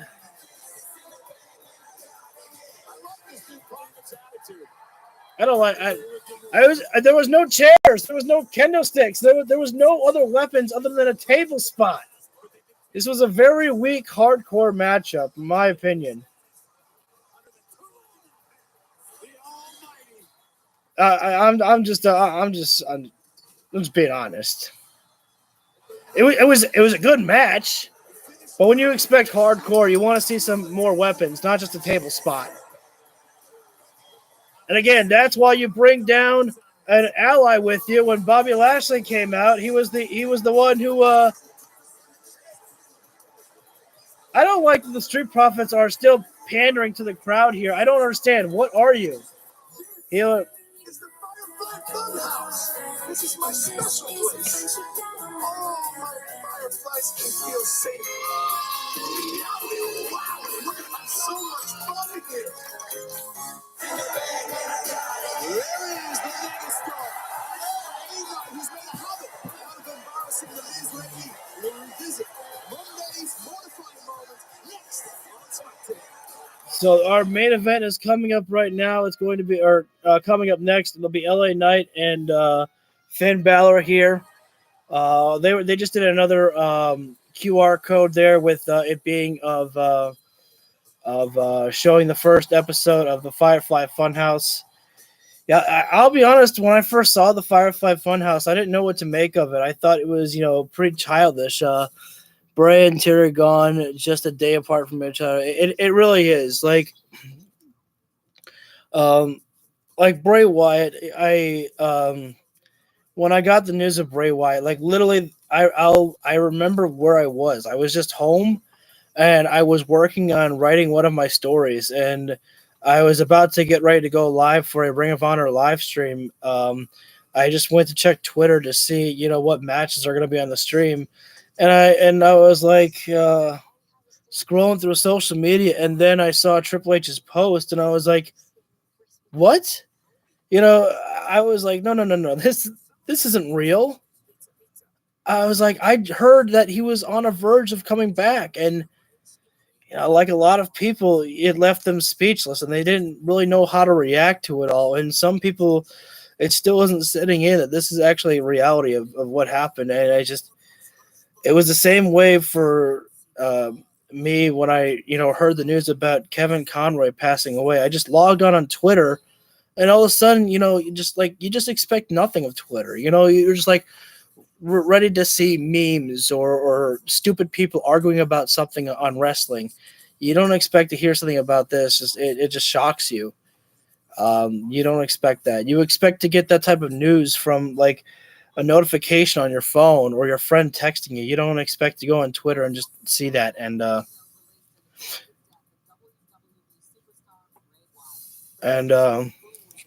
but I wasn't okay. I wasn't okay for the entire day yesterday. Pretty much. I was able to talk to my friend, and we were able to talk about some other stuff to keep our minds occupied, and it became a little bit easier to deal with the day. But just today, when I was reading more stuff about Bray Wyatt, just more people celebrating him and sending their well wishes to him, it's supposed to put you like, man, that's so great to hear, but it's just, again, it brings you down. And honestly, I didn't think I was going to do any live streaming today because of Bray, because of the loss of Bray, that it was still, really hitting me hard. And but when I heard that they were going to be, rewriting the show for Bray Wyatt and making it into I heard it was going to be a tribute show, and and so I just decided, you know what, I think I'm going to go live tonight for Bray. And so I said, what, if I'm going to go live for Bray, I should, make sure, do the rest of the show with Rampage like I normally do every Friday. But well, we're coming up to our main event here. I mean, they've got, I don't know if we're going to do I don't know if it's going to be a full-on 30-minute matchup between Bray and Terry Funk for the 2024 Hall of Fame. I think I'm surprised that Terry Funk isn't in the Hall of Fame by himself. I heard him and his brother went in, but I thought they would have inducted Terry Funk alone by himself. But yeah, definitely Terry Funk should be there, and I think that it would be really great for the Wyatt family to go in there. So because Brody should be in there as well too with Bray Wyatt. I think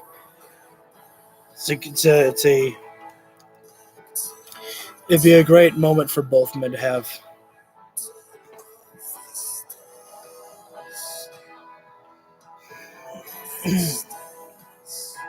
Yeah, John Cena made his post today, just hearing about the news about Bray. Is sponsored by Progressive, a triple threat of protection with home, auto, and more. I'm really hoping, though,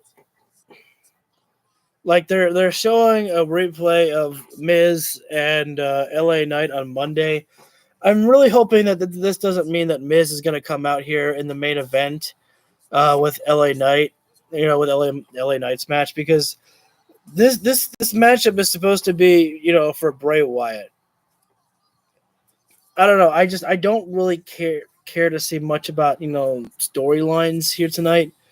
I just want this to be, a good show for Bray Wyatt.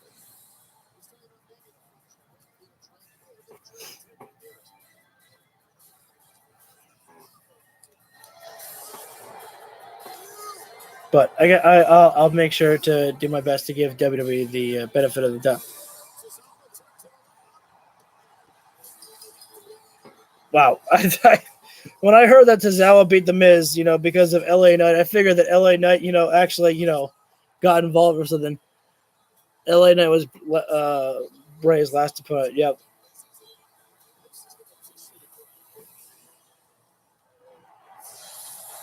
Guys, in the entertainment business, you'd think you'd be blessed to have an A-lister and a megastar under the same roof. Unfortunately, the spotlight is not nearly big enough for both. This Smackdown song is way too loud. I hate the song in the background. I literally can barely hear the commentators at times.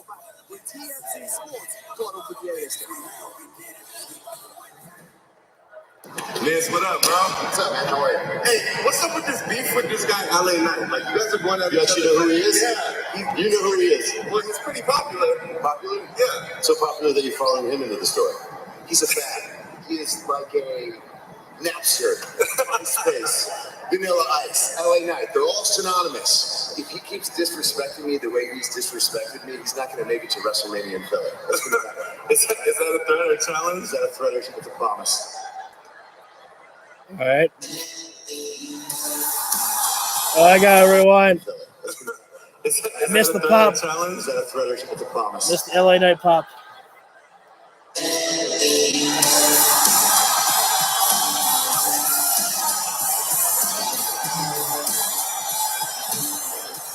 I'll pop from that.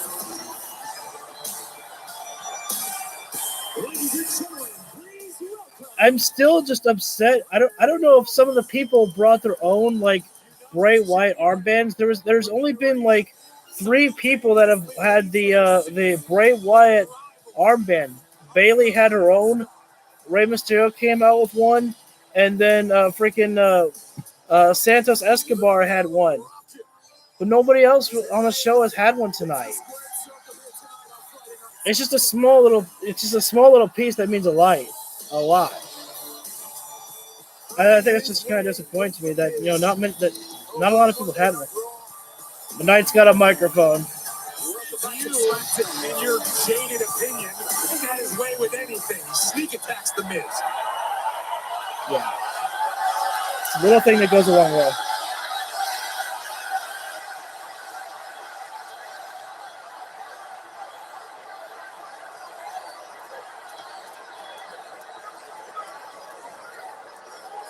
I'll get to the Miz in a second.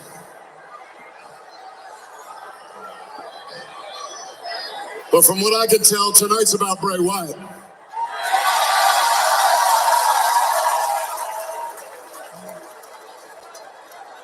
LA Knight, last opponent of Bray. I walked out here to this building tonight and I saw everybody out here representing with the Fireflies. And it just got me thinking. It had me rewinding my mind a little bit because I think back to the fact that sometimes your greatest foes can turn out to be your greatest helpers.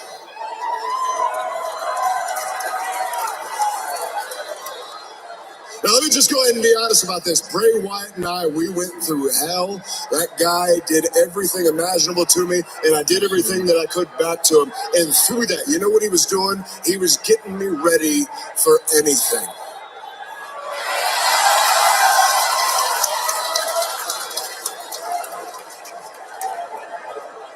And I'm going to be honest, I held myself together pretty well tonight until I saw the pictures of his family. I got to be honest, my heart breaks for that. But as I look around, I can hear it, I can feel it. Again, when I saw each one of those Fireflies out here tonight, I know that all of you can feel the spirit of Bray Wyatt in this building.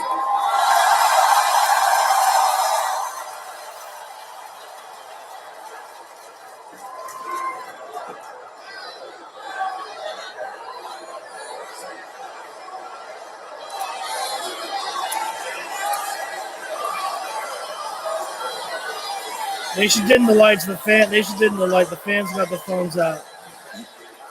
Now, I ain't gonna come out here and act like he and I were best friends, but I will repeat that exact sentiment. Thank you, Bray. Because just like you're all feeling the spirit is the same spirit that allows me to stand here and say, let me talk to you.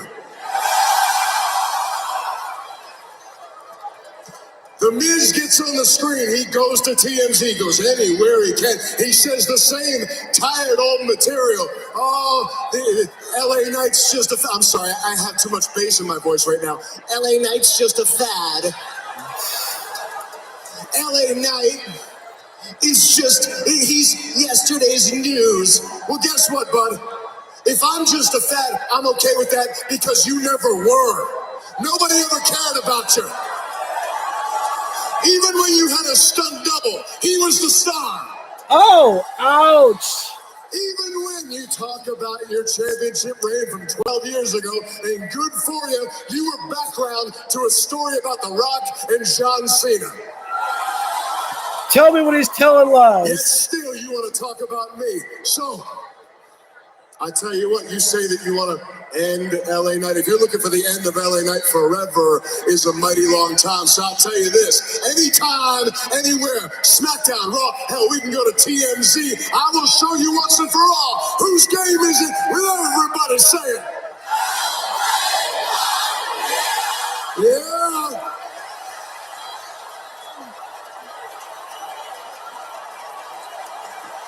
But one more thing. Miz, a wise man once told me, the next time you see me, run. That was a very nice ending there for LA Knight there. To finish off with one of Bray Wyatt's most famous quotes.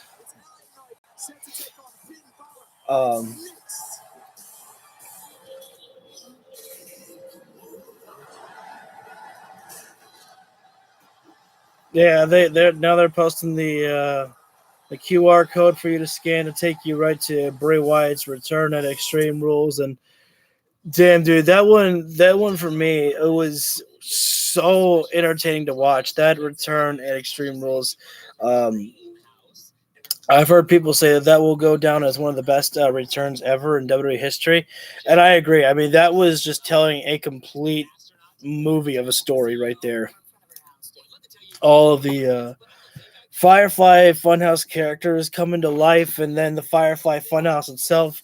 I thought it was I thought it was dead, but maybe it was just old, because of the spider webs. But I thought it was, completely dead, and then the return of Bray. I didn't know if he was gonna wear that mask there, but it didn't matter. But it was a hell of a moment. I enjoyed everything that I was watching there. The scary song of the same voice over and over again, saying he's got the whole world in his hands. I mean, it's kind of creepy with the kids, but that one, how it was slow and methodical, it was like, holy shit. I was like, I kind of want this to be Bray Wyatt's theme song, is what I said at first. But Shatter is a pretty damn cool. I'm gonna miss the Firefly Funhouse. I enjoyed it for what it was. To me, I always looked at it, when Bray came back, I was thinking to myself, Bray's so much of a creative guy that he doesn't need to revert back to something from the past, which is why I never really wanted to see The Fiend again, not because I didn't like The Fiend, but because that Bray Wyatt, his mind is so creative that he has probably billions of ideas of where he wanted to take things with the Uncle Howdy. I mean, we were getting, Bliss and Uncle Howdy, and eventually that was going to take it, back with Bray Wyatt. It's just a shame that we're not going to get to see, what was going to come of that. I mean, there was even actually some entertaining stuff that I think that was going on with Lashley and Bray. I'm not going to sit here and try to tell you that, I enjoyed everything from, Bray's last moments, on camera.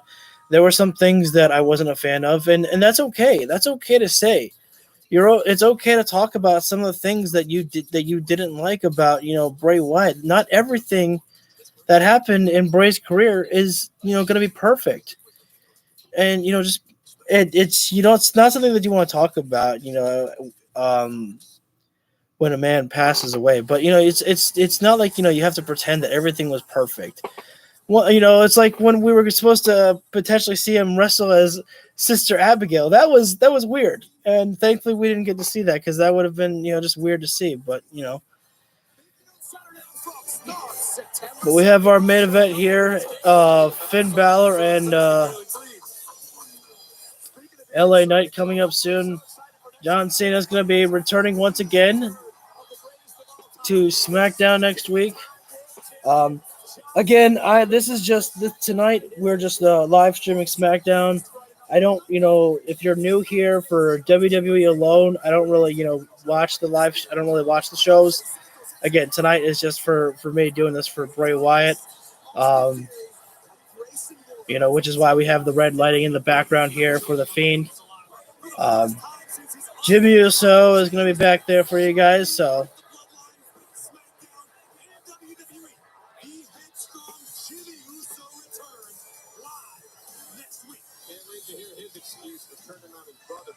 He already came. Is Cole an idiot? Cole just asked, I can't wait to hear what Jimmy Uso's excuse is for why he turned on his brother. Jimmy Uso already told his brother why he turned on him. I don't think Michael Cole watches the show. It's been confirmed. Michael Cole doesn't watch the show.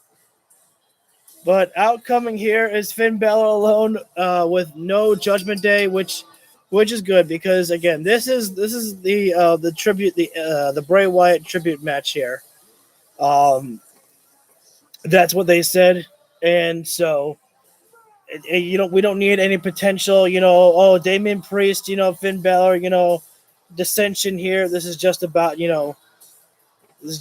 for Bray Wyatt here, just to put on a great final matchup here to close the show.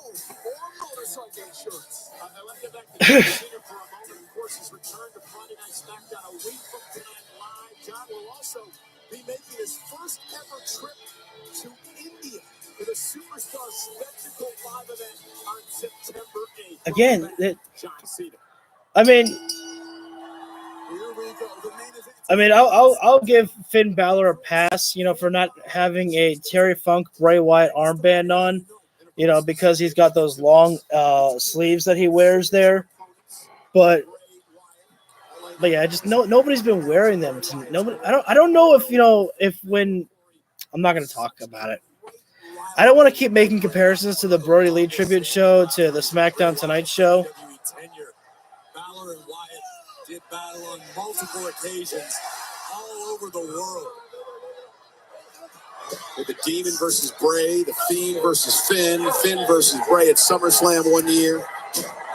But ironically, Cole, there's one combination we never got to witness. The Demon versus the Fiend. That's true. Finn Balor taking a breather here. And Corey, I know we're getting word about a big match for LA Knight coming up as well. You're absolutely right. It has been made official 1 week from tomorrow at WWE Payback. LA Knight will go one-on-one. I keep thinking it's a bad dream with Bray gone. Yeah, man, it's honestly, again, it's you just think that like so many people, it just doesn't feel real that this has actually happened. It was all just so sudden that this came about with Bray's passing, and just doesn't feel right. Doesn't feel real. It's not right.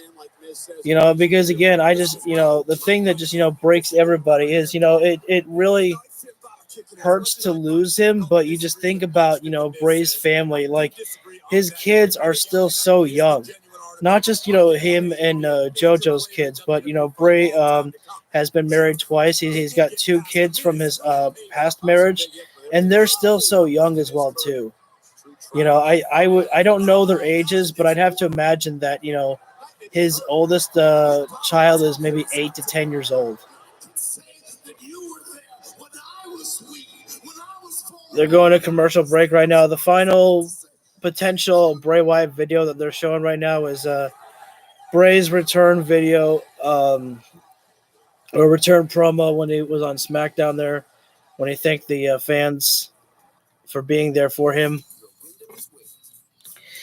Yeah, watching that is very, very emotional because, I don't know if this is patting myself on the back or anything like that, but I have a very good imagination, and so when I rewatched that video of Bray Wyatt talking about fans coming up to him, I could almost picture it in my head just how the fans reacted to Bray, just because he is someone that I don't know much about Bray Wyatt's personal life, to be honest with you, but he is someone that really touched a lot of people just outside of just in the wrestling community, just by being himself. And there's a lot of people that deal with a lot of mental health, and a lot of people found comfort with Bray Wyatt just being Bray Wyatt. It's amazing just what type of ability that these wrestlers have on screen, just doing their job, just cutting promos and just wrestling, and just being the type of athletes that they are inside that ring, the type of power and influence that they have over just regular average Joes out there, people like you and me. And sometimes the wrestlers don't don't understand that because they're busy with their actual life, and I think it was Jason Solomonster, who I listened to. I think he said that he thinks that Bray Wyatt maybe never really realized how much power that he had with fans until he was released from WWE, and the outpouring of love that people gave to him. That's an assumption there, but there's just they do a lot. These wrestlers do, and they don't even have to do much, and they just influence people just by doing their jobs. And just Bray Wyatt was someone very special to a lot of people out there, friends, family. I mean, it's so great to go on social media and you get to see everyone just saying nothing but great praise to Bray Wyatt. Just about how mostly a lot of people just saying how how joyous he was to be around. His laughter was like was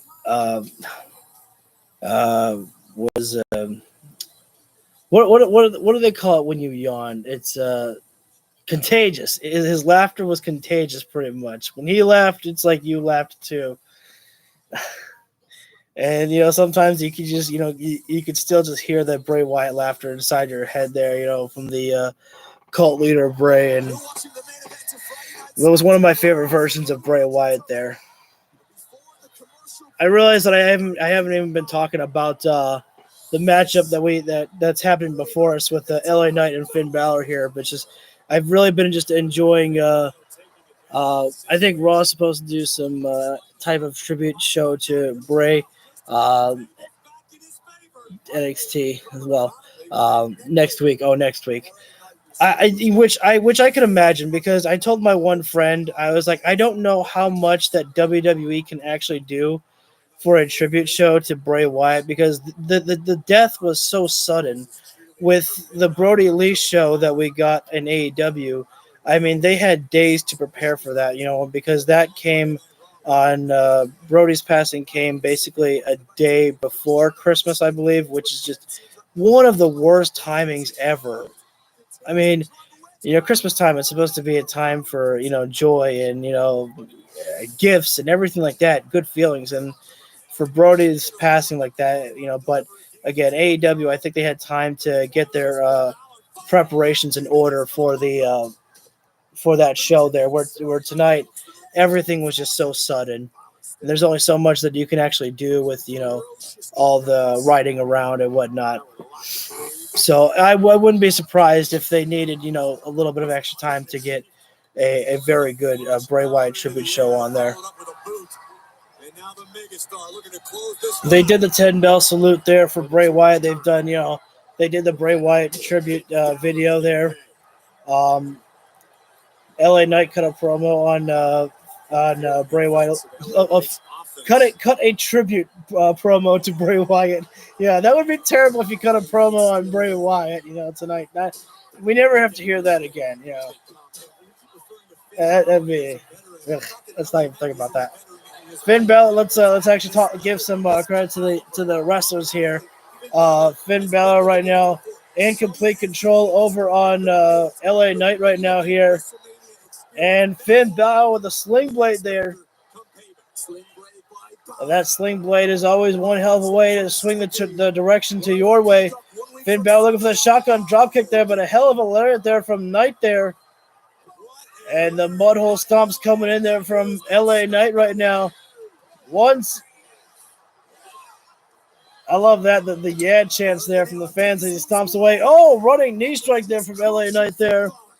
And right now, Finn Balor is trying to figure out where the hell he is right now. Knight right now has got Finn Balor for a torch rack position there. Balor dropped down with a single foot stomp. Finn Balor once again in the corner right now, looking to strike with a shotgun drop kick there. Guns locked and loaded. Boom! LA Knight is right now in the drop zone here. Finn Balor looking really damn good here in this matchup here tonight. Diving foot stomps. Or excuse me, the coup de grace. Whoa! Nice pop-up power slam there from Knight there. And it looks like it's time for the Megastar elbow.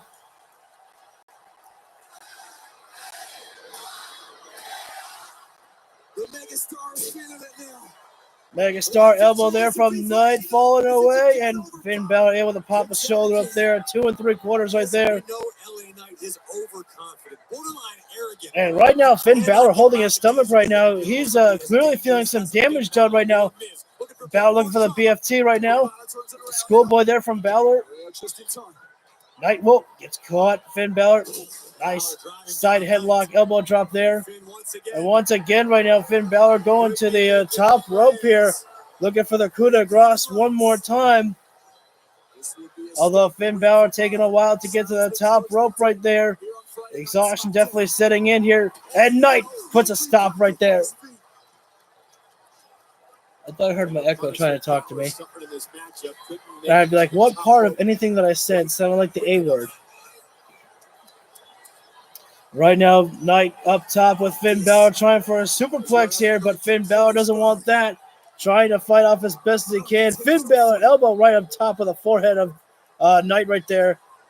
Balor right now. Oh, wait a second. LA Knight launched himself all the way to the top rope. Superplex by LA Knight there. And right now, looking for BFT. 1, 2, 3. And whose game is it? It's LA Knight's game. The Judgment Day needs to stay in the back. This doesn't concern them. Oh, wait a minute. Hang on. Oh, okay. You had me confused for a second here, D. I was worried that the Judgment Day was coming out here. Because I was like, wait a second, I'm live, aren't I? With the A-lister, The Miz. But this matchup was spectacular in its own right. This crucial from LA Knight. Finn Balor had plans of a coup de grace, and Knight would pounce. Look strong. BFT for the I kind of like how BFT actually does stand for Blood Force Trauma. That sounds pretty good. victory drop for LA Knight as he gets ready for The Miz. A week from tomorrow is payback. Why are they showing the Smackdown graphic? The show's over?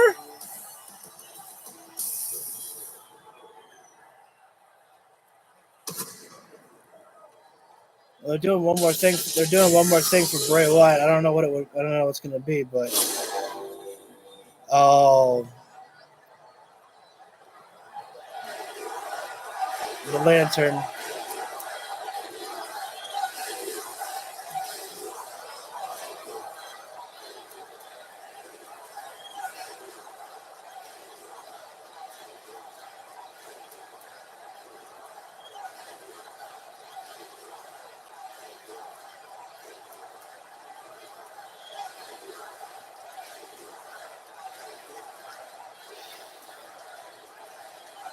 They've actually got a like a shadow on the Titantron of like Bray Wyatt and like wings stretching out from the back there. That's cool.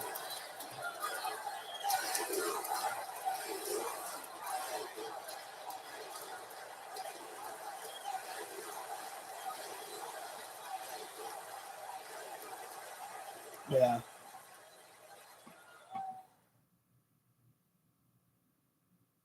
Can one man change everything?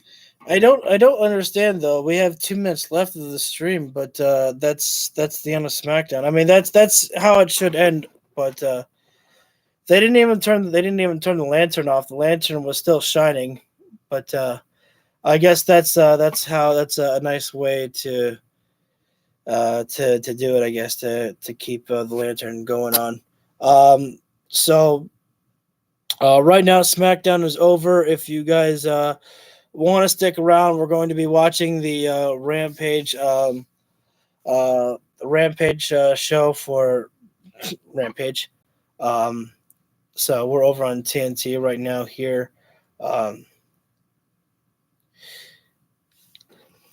Yeah, it was a very the ending was very nice. I mean, I'll never forget as well too. Some people thought it was cheesy, but that Hell in a Cell match with Ambrose and Rollins, when the lantern was there, and there was like a holograph, like a figure there that was popping out from the lantern. Some people thought that was like cheesy. I was like, no, that's fucking cool. I love that. I thought that was like pretty freaking cool. And then Bray Wyatt just came out like a bat out of hell and attacked Ambrose there. That was cool there. I do hope that we get more tribute like videos from like the wrestlers though, like because again they flew out Braun Strowman and they flew out Eric Rowan to be there. It was nice for them to be there for the 10 bell salute, but I feel like that we needed more from them. That just if they felt comfortable with it, that's the thing. If they didn't want to really talk about it because they didn't really want to say much right now because they're just so overwhelmed with emotions right now. I understand if they didn't want to talk about that, so I don't want to see, that's even nice. AEW Rampage, they have the graphic for Bray Wyatt up there for Wyndham Rotunda. I mean, pretty much you figure that they would. I believe they did the same thing for Terry Funk on Dynamite too, so it's very nice there. Anyone who's coming in right now, SmackDown is over. We are watching Rampage right now, so if this is not for you right now, just so you're aware that we are watching the AEW show right now. And of course, Orange Cassidy, always the opening act, and Orange Cassidy is I'm wondering though, what's gonna kind of tick me off is if we see more Bray Wyatt, armbands on the wrestlers of AEW than we did see for WWE. I think that would be pretty fucked up. But then again, this show is actually recorded after Wednesday, so I can't imagine that there is going to be any of those stuff there. So. Rampage is usually always recorded after Dynamite. So right now, Orange Cassidy's coming out to the ring here. So of course, we're not playing the Jane in the background. She would get me hit with a copyright. So you're not really gonna see any. You're not gonna see any Bray Wyatt signs out here for Rampage, really. And nor you might not see anything like that for Collision. Because Collision was actually recorded after Dynamite as well too, so you're going to be seeing more signs actually for Bray Wyatt at All In. I mean that's gonna be cool there. I mean I wonder just how much we're actually going to see about wrestlers giving their own maybe personal tributes to Bray Wyatt at All In of all places with 80,000 people right there. Oh man, wait a second, Harley Cameron's there.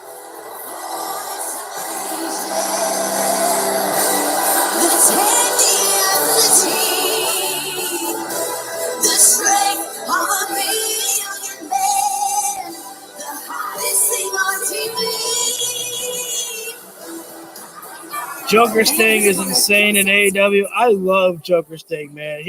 Joker Sting is just he's one of my favorite versions of Sting, really. And it's so incredible that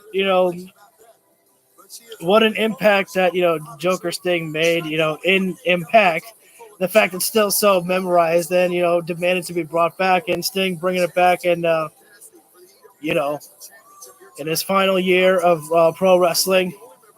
I thought about something here is that Sting said in a press conference that, All In is not going to be his last match in AEW. But, what if after the coffin match between Sting and Darby Allin, what if Sting does say, you know what, Darby, I'm very happy to be here with you. And now we're going to do another matchup, you and me. I just feel like, again, Sting's last match should be Darby Allin. But we're starting off here for our International Championship. What a hell of an opportunity for Aaron Solo here. But between you and me, I don't think it's going to go too well for Solo here to win this matchup over Orange Cassidy here. Cassidy trying to get the hands in the pockets right there immediately, but Aaron Solo's not feeling that tonight. Headlock applied by Solo here, and now Orange Cassidy with a ground headlock for himself here. I just want to remind everyone right now we are watching AEW Rampage, not doing any reviewing for SmackDown. We did a live stream earlier, but if you would like to be, if you do want to put anything in the comments about your memories of Bray Wyatt or anything that you want to talk about with Bray Wyatt, I will be responding to that stuff. I'll be watching the stream, but this is also a tribute for Bray Wyatt as well too.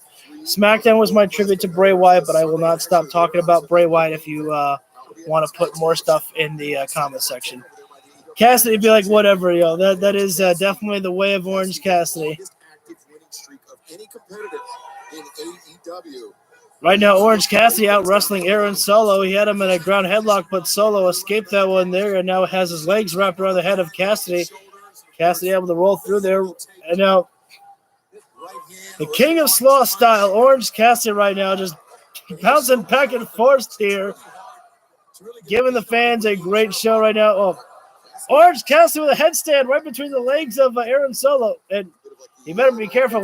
Aaron Solo better be careful to not let Orange Cassidy go any higher there. Otherwise, Cassidy's head's going to go into the grapefruits. Cassidy's got his hands in the pockets there, and I don't know what's happening here. Is that a figure four? Sometimes you just don't know what to explain or express, understand what Orange Cassidy's going to do. Whoa, Solo trying to roll outside the ring, to get some to catch a break here. Orange Cassidy right now looks like he might be going for a dive there, but Aaron Solo grabs legs there, taking out Orange Cassidy, looking for a hammerlock there. Oh, step right into the kick right in the stomach there. Cassidy, whoa, nice way upon the brakes right there. Back elbow there from Orange Cassidy right into the chest there. And now Orange Cassidy looking for, Orange Cassidy might be looking for well, wait a second. Orange Cassidy with the most dangerous kicks in the world. He is kicking at Harley Cameron right there. No. Orange. So savagery. Who's on the matchup right now? It is Orange Cassidy and Aaron Solo here. Cassidy with the tope suicida right there. It is for the International Championship as well on the line here. I believe this is going to be Orange Cassidy's final matchup before he goes to All In at Stadium Stampede. Wait a second. Oh, Harley Cameron right now getting involved in the matchup here. Nice single arm backdrop there by from Aaron Solo there. That was actually pretty decent looking there. And so we are going into picture-in-picture break here. I just want to say for the last time here, if you are here for any review for SmackDown or if you're here watching anything for WWE, we are not doing the WWE stream right now. This is for the Rampage right now here. But again, if there's anything that you want to talk about for Bray Wyatt, I will gladly talk about that. If you leave anything in the comments, I will respond to anything about that as well too, to talk about, all that stuff there. I like how Cassidy plays with Mark Henry's catchphrase in the main event. Yeah, that video has gone around the internet quite a few times, and it always makes you smile, man. Orange Cassidy is such a hell of a great wrestler, but he is definitely he's got such great comedic timing. As Aaron Solo has taken full control of the matchup of Orange Cassidy right now. Again, this is for the International Championship. 2 days before All In, Hassan said that, and I am very excited for that. I will be making sure to turn off my notifications so I don't get, any spoilers for All In. But again, this is for the International Championship here between Aaron Solo and Orange Cassidy. As we are in picture-in-picture break at the moment. Cassidy right now trying to get the suplex on Aaron Solo. Solo, though, back and forth here. They are going between Solo and Cassidy right now. Cassidy, he's trying again. They're going back and forth. The suplexes. Who's going to win the battle of the power game of the suplex here? Nobody. Aaron Solo gave up on suplexing Orange Cassidy, went down low, kicking him right in the kneecap there. And now Aaron Solo surprisingly in control of Orange Cassidy here. Nice running elbow there in the corner there that Aaron Solo nails on Orange Cassidy. Cassidy sent over the top rope and out. Whoa, ducks it. Cassidy sends Aaron Solo face first to the top turnbuckle pad. Down to the other side. And now taking the walk corner to corner. And now, more head first into the turnbuckle pad there. Orange Cassidy is on such whiplash. He better be careful he doesn't slam his own head into the turnbuckle. Orange is up top once again, and Harley's not up there that time. Nice crossbody there from Orange Cassidy there. Oh, that one took the wind out of Orange Cassidy's sails there for a moment. Cassidy going around the world trying the DDT, but he could not get the full rotation. Oh, Aaron Solo looking for that tornado kick there. And, whoa, Cassidy. Oh, looking for beach break, Solo, he's got the butterflies applied. Wait, Cassidy fights out.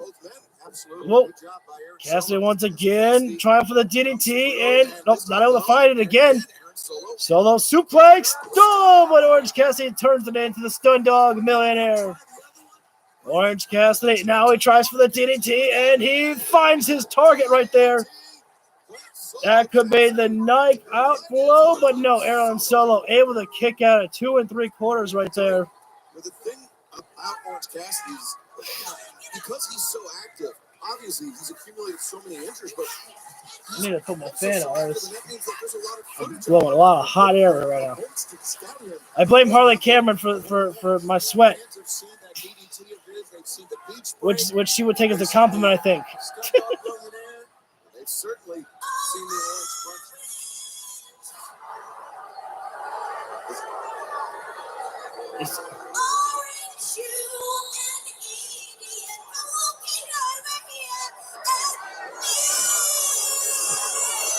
Is Harley Cameron supposed to be terrible at singing right now? Like, she's actually not a bad singer. Oh my God! Yeah, that was terrible right there. Aaron Solo almost fucked up Orange Cassidy. Harley Cameron, stop singing. I didn't mind your rap. Diving foot stomps from Solo there. I don't Could you imagine if Aaron Solo is the one to beat Orange Cassidy? I would just quit this live stream right now. I'd be like, you know what? I'm done. I can't anymore with this here. Wait a minute. What is Harley doing inside the ring here? What is happening? Referee, turn around.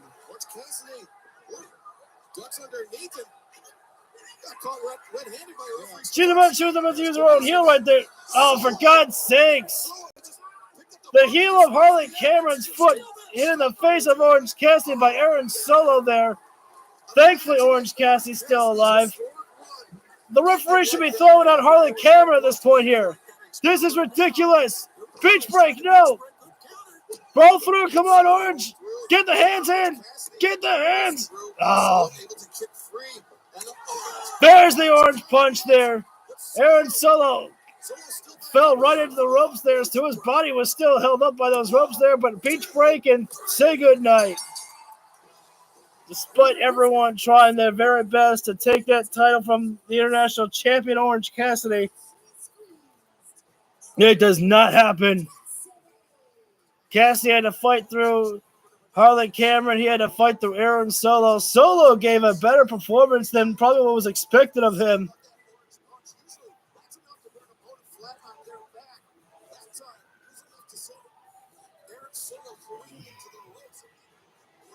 Of course, that orange punch still damaging. Harley Cameron asking for the camera to be off Aaron Solo. A rare time that they don't want the camera.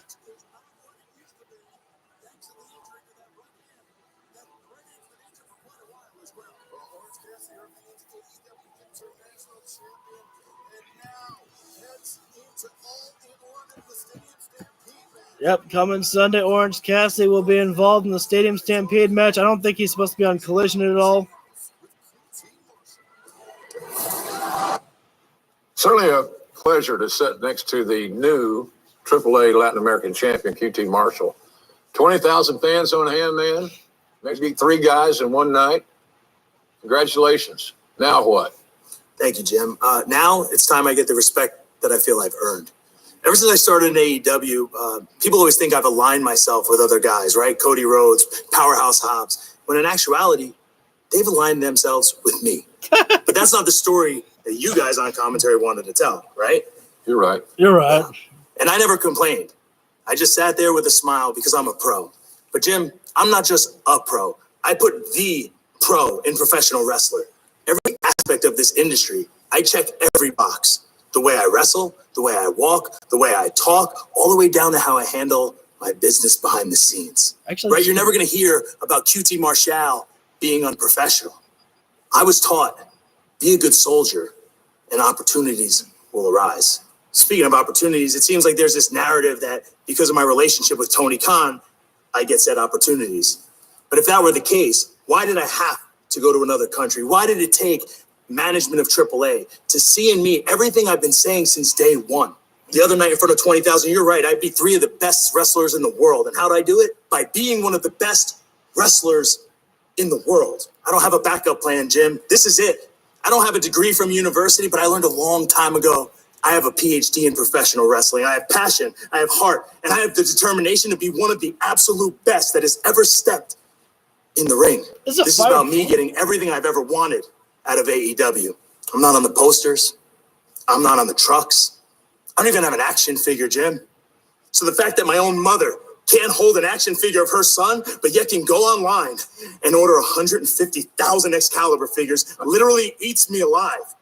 So now I'm going to defend this AAA Latin American title with honor and prestige starting this Friday night. And I'll finally get the respect I've earned, even from you. Well, perhaps some sour grapes there from QT Marshall, Tony. Excalibur. A little too early. But still, he's a very bitter person. Certainly is. The fans coming up a week from this Sunday. All Out live in Chicago, and our friends at DraftKings have $25,000. That was actually a very good promo there from QT Marshall there. Not much said from JR there, but JR just needed to be a voice right there just to let them talk. Right now they're just talking about the DraftKings pool that you can use for All In and All Out. I heard Excalibur saying All Out. Just answer questions about what will happen and win a share of $10,000. And new sportsbook customers can get $100 in So, but yeah, very nice promo there from QT Marshall. He keeps promos like that up there, and I do like QT Marshall's wrestling. He's not bad in the ring there, is QT. Where's 2.0?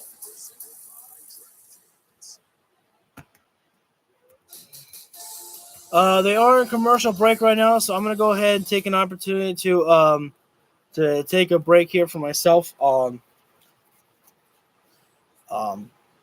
But yeah, I'll be back in just a few moments.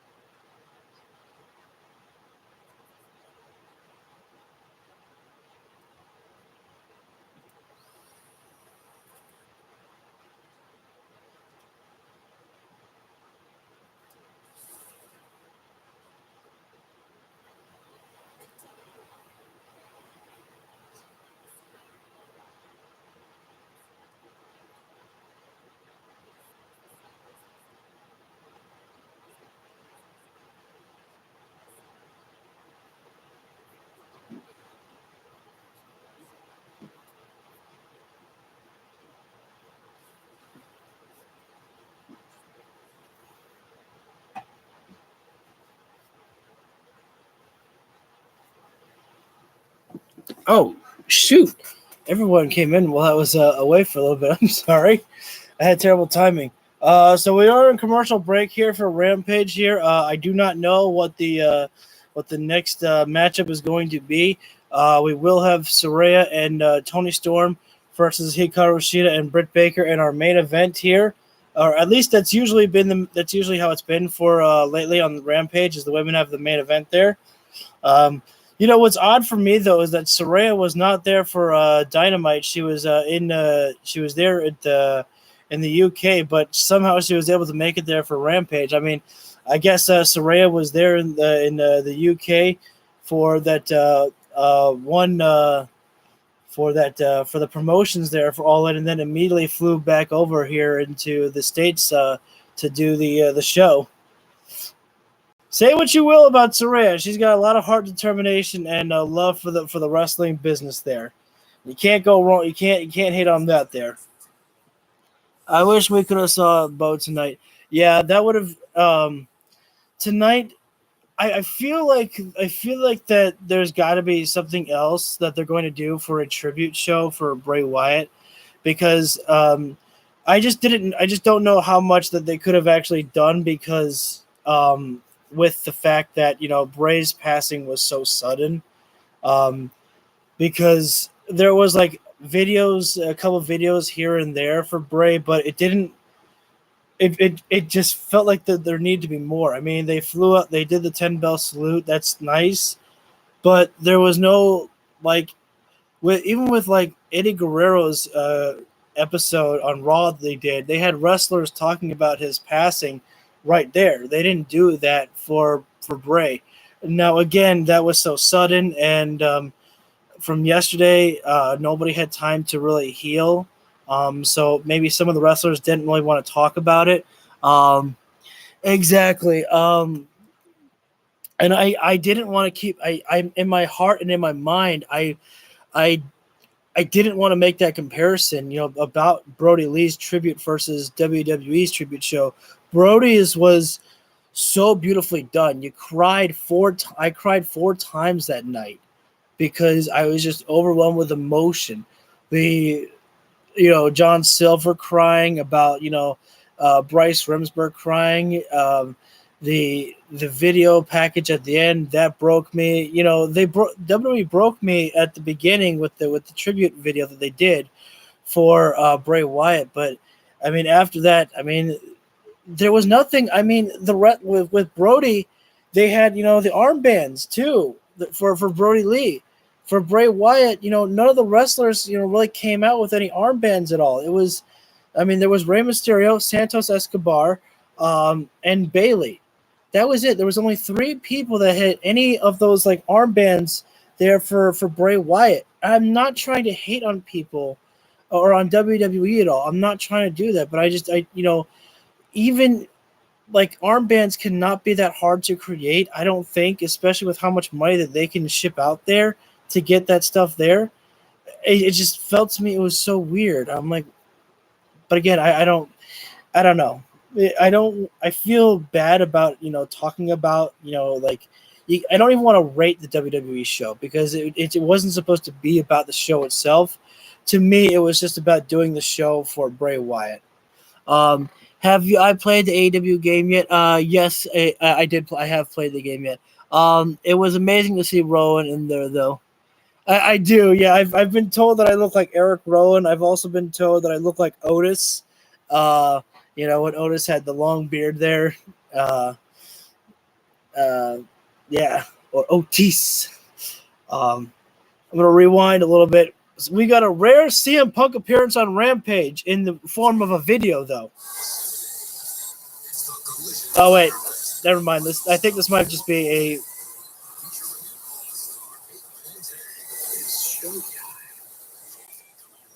Is it though? Do you remember me from week? I feel like I do. I feel like I remember your name, Colby. I do slightly remember. World's champion. Nobody's beaten me for it. Real world champ, with the eyes of the world upon us, give our legacy what it deserves.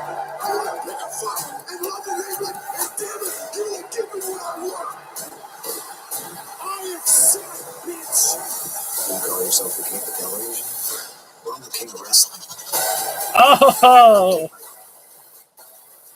that was a nice line by Punk there. You call yourself the king of wrestling? Well, I'm the king of wrestling. Or you call yourself the king of television? I'm the king of wrestling. Holy shit, wait a minute. Hang on.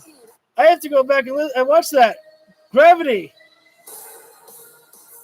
Oh, I took my eyes off the stream for a second there, and I thought Gravity popped out of the stage like they should give Bray a true tribute in the next week. Also, LA Knight cut a stellar promo on The Miz, but he should have mentioned Bo from The Miztourage. that would have been kind of cool if he mentioned Bo from The Miztourage as well too there. But yeah, LA Knight did cut a great promo on The Miz there. That was nice there. I did like how LA Knight was there cutting a promo, and I loved how he was genuine. He said, I'm not going to lie to you and tell you that, I was great friends with Bray, but he was he taught me a lot, which is basically what needed to be said there. I mean, after the matchup with Bray Wyatt, it's incredible that LA Knight got, sent to the stratosphere on the star power. Even though Bray Wyatt was the one who won the match, I'd like to think that, Bray Wyatt probably saw a lot of potential in LA Knight, and he just told him, stick with what you're doing, kid, and you're going to make it. And trust me, I know star power. I know a star when I see it. I just imagine that Bray Wyatt probably saw a lot of potential in LA Knight, and he probably just tell him to keep on keeping on, probably a time or two. Oh, wait a second. Now, QT Marshall's got a microphone in his hand. QT Marshall wants to address the fans here in Lexington. Let him talk to us. Escúchame, por favor. Oh, my God. Spanish.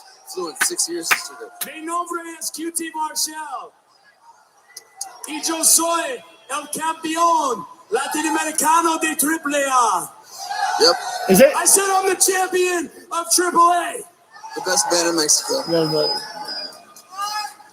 Mucho gusto, señor. Nice to meet you. ¿Cómo te llamas? Thank you, Johnny. Hello, I'm Gravity, the astronaut of wrestling. Oh, inglés. Sí. That's Gravity, tu hermano es Bandido, ¿no? Oh, yes, I'm Bandido's brother. Sí, Bandido es el mejor luchador en el mundo, ¿no? Bandido's almost as good as I am. Two, not so much. I don't know how to keep up with this right now. Maybe I think you should just leave, because you don't want this to happen to you. No. ¿Te quieres ir? ¿Cobarde? How do you do it in ¿Cobarde? Spanish? Is it the same way, Tony? Yeah, eso sí está mal, porque mi jefita no crió rajones. Oh, hey, there you go. Tell him, Gravity. Slap across the face there. QT Marshall clearly wanted to exit this matchup here. He didn't want any of Gravity here tonight. And this is for the AAA Latin American Championship, I believe they call it, because the AAA World Champion is still Vikingo. Gravity, oh my goodness. Right now it is Gravity and QT Marshall here. As Johnny TV is on commentary with Excalibur and Tony Schiavone. Oh my God! And Gravity just got grounded by QT Marshall. Gravity tried taking flight with a crossbody, and QT stiff forearm there, dropping down Gravity. Vote for Gravity. Well, I don't know. QT Marshall is feeling very fierce here tonight. Oh, handspring there from Gravity there into the head scissors takedown there, and now it is QT Marshall who's been grounded. The Factory taking over Rampage so far. They are definitely having a great showing here tonight. I do like Aaron Solo getting power bomb on the ring apron there. I do like Aaron Solo getting more TV time there because wait a sec. Oh, I thought QT Marshall was about to grab a microphone and cut a promo in the midst of his matchup, but he wanted to grab his title and kiss the title, which might be a goodbye kiss a kiss goodnight if he's not careful, because he might as well he might kiss his title goodbye if Gravity can have his way here tonight.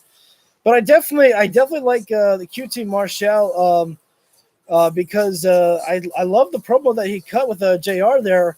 And technically it was an interview that JR gave, but I think JR basically like asked one or two questions. But I guess that's what an interview is. As long as you ask your questions, you're still getting an interview. But QT Marshall was looking very fierce there, and I liked it. I've always really wanted to see more from QT Marshall, and I'm glad that he's kind of getting the attention there. Solo put on a stellar matchup with Orange Cassidy. Yeah, he did. Because I wasn't expecting a squash match. That's the nice thing about AEW is that what an enhancement matchup is, and the winner between Aaron Solo and Orange Cassidy. But at the same time, you always know that you're pretty much going to get a good matchup between those guys. Aaron Solo is pretty much there to put the other guys over, but he still is going to give you a good matchup. He's not some Joe Schmo from so-and-so island. Wait a minute. Oh, holy cow. QT Marshall showing off a little lucha libre right there. Handspring into the kick right there. I was convinced Solo was going to win the matchup for a moment. I mean, with the amount of times that Harley Cameron got involved in the matchup, I wouldn't have been surprised if Aaron Solo was going to win the matchup. He looked pretty good there for a moment. Thanks guys all for for joining in the chat there. You guys make it very enjoyable here. As Gravity is positioned in the corner. Wait a second. There's not a lot of places to grab at the mask right there. Thankfully, Gravity's got a face shield over. He's got like his face covered by the mask there, so not a lot of places for anyone to grab at the eye hole there. Well, actually, when you think about it, Santana and Ortiz. Especially Ortiz, he didn't really turn heel because if you remember, before Ortiz was kind of sent away, well, he wasn't really sent away. They just weren't really utilizing him. But one of the last times of what happened, Eddie Kingston turned his back on Ortiz, actually. I had to remind myself that I was like, what the hell? What are you doing? Santana Ortiz. That's Eddie Kingston, your friend. But then I remembered, oh, shit. Eddie, when Eddie Kingston and Ortiz kind of got in a feud with the House of Black, Eddie Kingston kind of went all batshit crazy and turned on Ortiz and then quit and then went to Ring of Honor, then got injured and then came back. Yeah, Eddie was going to hit Julia, and then Ortiz is like, what are you doing, man? We don't hit women. He's like, if you ask JR would say that Julia Hart's no woman. That's a damn Jezebel. So the picture-in-picture break is no longer in picture-in-picture right now. They've got the full-on commercial like they do for TNT. But we should be back live with the show in about 20 seconds here. Again, with QT Marshall and Gravity. Right now, QT Marshall, the last we saw, he was in full control over the matchup. We'll see if Gravity can get back into this matchup here. And no, he is not, as QT Marshall still has the matchup going the way that he wants it right now. I do love the fact that QT Marshall, since he won the AAA Latin American champion, please correct me if I'm wrong, but I believe that's what the title is called. But I love the fact that he's got the Mexican colors all over his elbow pads, his trunks, his knee pads. He's going full on Mexico. Oh, Gravity trying for a crucifix. Whoa, wait a sec. No, he didn't. Crucifix and then into a small package. Gravity flying all over the place here, trying to take QT Marshall off his game right now. Got a cover there. Almost had a new champion and Gravity right there. QT Marshall better be careful here. Step up into the Rana right there. Gravity trying that one, but QT Marshall. Whoa, Destroyer! Nice Destroyer there from Gravity there, and so close there once again. QT, the lights are on, but man, I don't know if anyone's home right now. The only thing QT had was instinct at that point to kick out of that there. Johnny TV, really trying to convince himself that QT Marshall is all right here. QT still trying to shake off that Canadian Destroyer right there. Gravity coming in. Big lyric there in the corner right now by Gravity. Following up the clothesline in the corner. QT is throwing Gravity in the corner there. And now, oh, nice double foots right in the face there. Gravity coming off that little Oh, run. QT. oh, just easily caught there. Nice backbreaker there from QT Marshall into the flatliner. Thank you. I would actually love to. I think it would be very fun to actually be an actual wrestling commentator. Definitely lots of love for Bray Wyatt. He's going to be given lots of love throughout this entire week. Unfortunately, if you're looking for any shout outs or tributes from AEW at all for Bray Wyatt, you're not really going to get them on Collision or Rampage, only because that both shows were recorded, so there's not going to be any like Bray Wyatt armbands. You might see a Terry Funk armband on CM Punk. I don't know. They did put a Bray Wyatt graphic up at the beginning of Rampage, though, which I knew they were going to do that. Excuse me. Oh, Johnny TV right off his seat here. Oh, Great homage by Gravity. getting a. Brother Bandito. Oh, I didn't know that. Gravity and Bandito are. And Alexa Bliss for praying there. Yeah, a lot of wrestlers out there for Bray Wyatt. They are just absolutely stunned, shocked, and they still don't really know what to say. I mean, you could tell from watching. If you watched, Seth Rollins had words to say about Bray Wyatt, and mostly he was like, I'm speechless. I really don't know what to talk about right now. I'm stunned. A lot of wrestlers, still just don't really know what to say about Bray Wyatt's passing, except just tell people that they love him and how good he was. Oh wow! Big open hand chop to the chest there from Gravity. I just learned that Gravity and Bandito are brothers. I didn't know that. That's cool to learn. Oh, nice counter there from QT Marshall. Gravity, this has been Gravity's best match that I have seen here in AEW. I'm going to be honest with you. Fireman's carry position up on the middle rope there. Gravity has got QT Marshall. Oh, Samoan drop there from Gravity. And QT Marshall able to pop a shoulder up there. And Johnny TV. Last I heard, Johnny TV was up from the table, so I thought Johnny TV was going to come over here and help out QT Marshall, but Johnny's still on commentary. Gravity is up to the top rope though. Takes the dive, rolls through. QT, over and done with. Wait, still not enough. After the cutter and into the bomb there. There is no way Gravity is kicking out of that. I watch SmackDown. What part of that sounded like I was talking to you, Echo? Alexa, stop.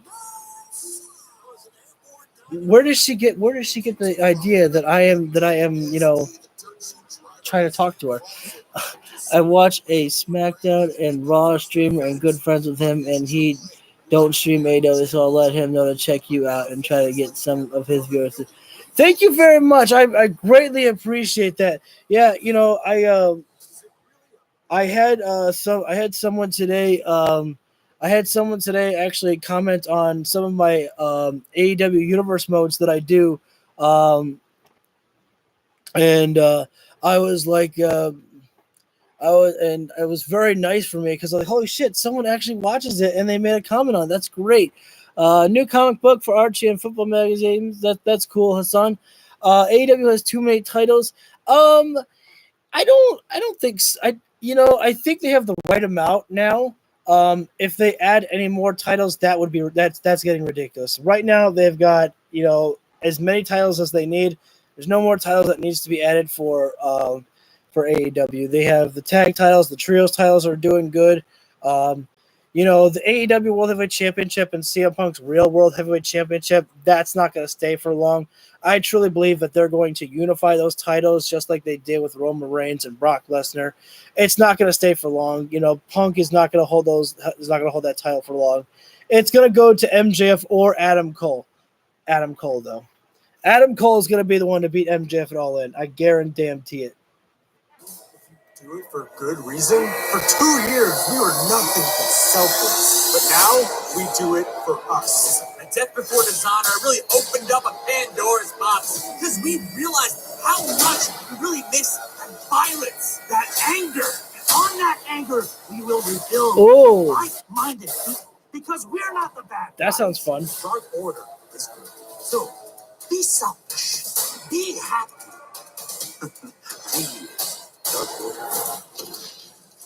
I love the fact that we're getting a revamp from Dark Order here. You know, I've always been fans from Dark Order pretty much almost day one. Like, you know, when they came in at Double or Nothing, you know, there were people who were chanting "Who are you?" and you know, but I like seeing Evil Uno and Stu Grayson. They performed their fatality finishing move, and you know what I love? The fact that Christian Cage is not here on Rampage, and yet still Luchasaurus is not he's not wearing the TNT title because he's not the champion in Christian Cage's eyes. Oh my god. Oh, he also has an app for streaming that has like graphics and comments on stream. Oh, shoot, yeah. Definitely let me know what the app is and I will check that on the App Store. But that's such subtle storytelling right there and a small detail right there. But Christian Cage is the one who always holds on to the TNT champion. Even though Luchasaurus is the TNT champion, there's no Christian Cage here. So since there's no Christian Cage, Luchasaurus does not have the TNT title with him. That's hilarious. I missed what this guy's name is. Although I don't think he's gonna have much luck against Luchasaurus here. I think Luchasaurus is gonna feast upon this man's bones here. Next time he streams, I'll let him know what's happening with Dark Order. Dark Order on the rise. Oh god. Where's your title? The fans are chained to Luchasaurus. Where's your title? And I love it. I'm all for it. Luchasaurus is chokeslammed this poor young man, and he could finish this one if he wanted to right now. Thank you guys for joining in tonight. You know, I'm very happy to be here with you guys here. No! Clubbing blow to the back of the neck with a lariat there. Put it away, Luchasaurus. This one's over. What gaming console do I play? I play PlayStation. So I have a PS5.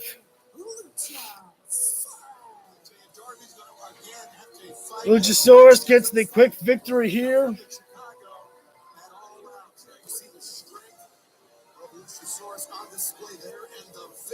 And now we come to our main event coming soon with the women. Before we get to see them in a Fatal 4-Way matchup at All In, we get to see them on a tag team matchup. Number one fan has arrived in the chat. Oh, hell yeah. Oh, wait a minute. Hang on a minute. Christian Cage was there, but he's just in the background. He's in the back. AEW has the right amount of titles. I agree. He's just not a great person. Fans, this Sunday, All In London, the biggest event in AEW history. Of course, the main event is for the fans are once again chained to Luchasaurus. That not the PS4 console. I used to have the PS4 console, but ever since I got the PS5, which I get to have my PS4 games, transferred over there because I bought the digital version of the PS5. I was a very nice big brother, and I gave my sister my PS4 because she wanted to do live streaming as well for gaming, and so I gave her my PS4.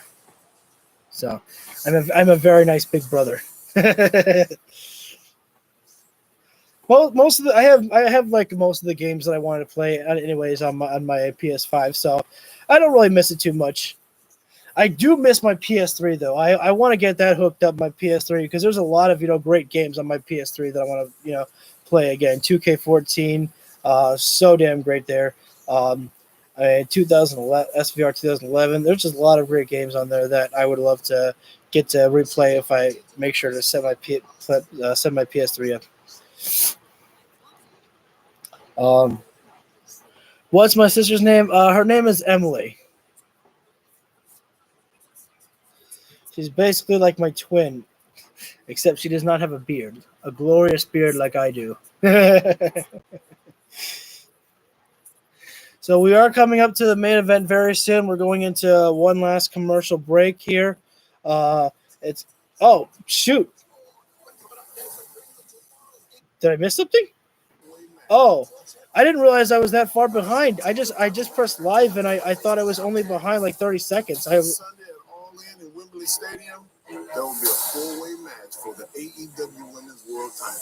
And there's been enough bad blood between these four women for the last month here at AEW. But After I go and complete basic training and Tony Storm team up to take on Dr. Britt Baker and World Champion.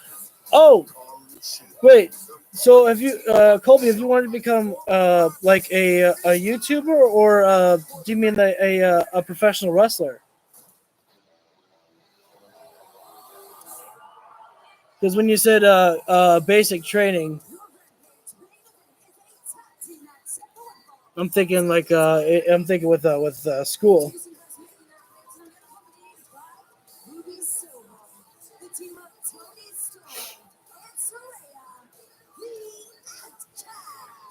Again, this is our main event here. We get to see all four women. I want to be a pro wrestler and market myself on YouTube, but I'm doing military first. Oh, really?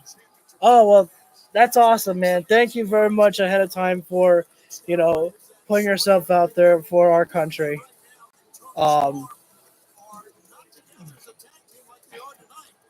And I wish you luck on the journey to becoming a pro wrestler. It's a very hard journey, but if you're willing to put the work in, thankfully there are so many ways to be able to make it there in pro wrestling. I look at Matt Cardona big time because Matt Cardona, he's not signed with AEW, he's not signed with WWE, and he's living like his best life right now, and he's just able to continuously still make his money here. So in just wrestling on the independent scene, so wrestling is very hot right now. So it's very nice to see for a lot of up and coming wrestlers who want to make it there on the scene. I used to practice wrestling with my cousins, and we made fake championships and defended them. That's awesome. Yeah, see, I've always thought about doing vlogs myself, but my life is not exciting enough to really do any vlogs. But yeah, everybody always wrestled with each other. I mean, when WWE would tell you, don't try this at home, it's one of the most things that we never really listened to. I mean, we would all wrestle around on the trampoline if we had it. Me and my sister would wrestle around in the pool. My cousin and I, we wrestled around a little bit in the backyard. I mean, funny story. Me and my cousin and his friends, we all watched WrestleMania 27, I think it was. And then we went out to his backyard and we're just like wrestling around. We wrestled around so much that we had to take a break and lay down on the grass there. And there was so much sweat. There were vultures that were actually circling around us, thought that we were dead. And I was like, I think we need to go inside before these guys come down and fly to us. I will. Thank you, Hassan. I should get a little bit more refocused here on the. Oh, wait a second. That was uncalled for there. Britt Baker slapping away at the leg of Saraya right now. Again, credit to Saraya because Dave Meltzer said that she wasn't going to be there at Dynamite there because Saraya was out at the UK there. But, Rampage was recorded live after Dynamite. And so Saraya came back to, the States here just to make it to the show. That's just, so cool of her. As Tony Storm right now, she's got a lot of history with everybody in this matchup here. I mean, Britt Baker is the one that cost Tony Storm the AEW Women's World Championship in the first round. And then Hikaru Rashida is the one who beat her to become the AEW Women's World Champion right now here. And right now, Britt Baker trapped in the corner, or she was. And now Toni Storm just choking Britt Baker out here. Oh, wait a second now. Distracting the referee is Toni Storm here. Saraya coming in with those knee strikes right to the chest there. Thank you, everybody, for coming in right now here. I will say one more time here at this point, we're not really talking about SmackDown at all here. We are watching AEW Rampage. But if you do want to talk about anything with Bray Wyatt, you're more than welcome to put that in the chat. I will respond to those types of comments. Oh, wait a second. Hold on a minute now. Chris Statlander. Ruby Soho was getting involved in attacking Britt Baker, and meanwhile, Chris Statlander came in here immediately. She's taking Ruby Soho to the back here. Out of nowhere, Chris Statlander.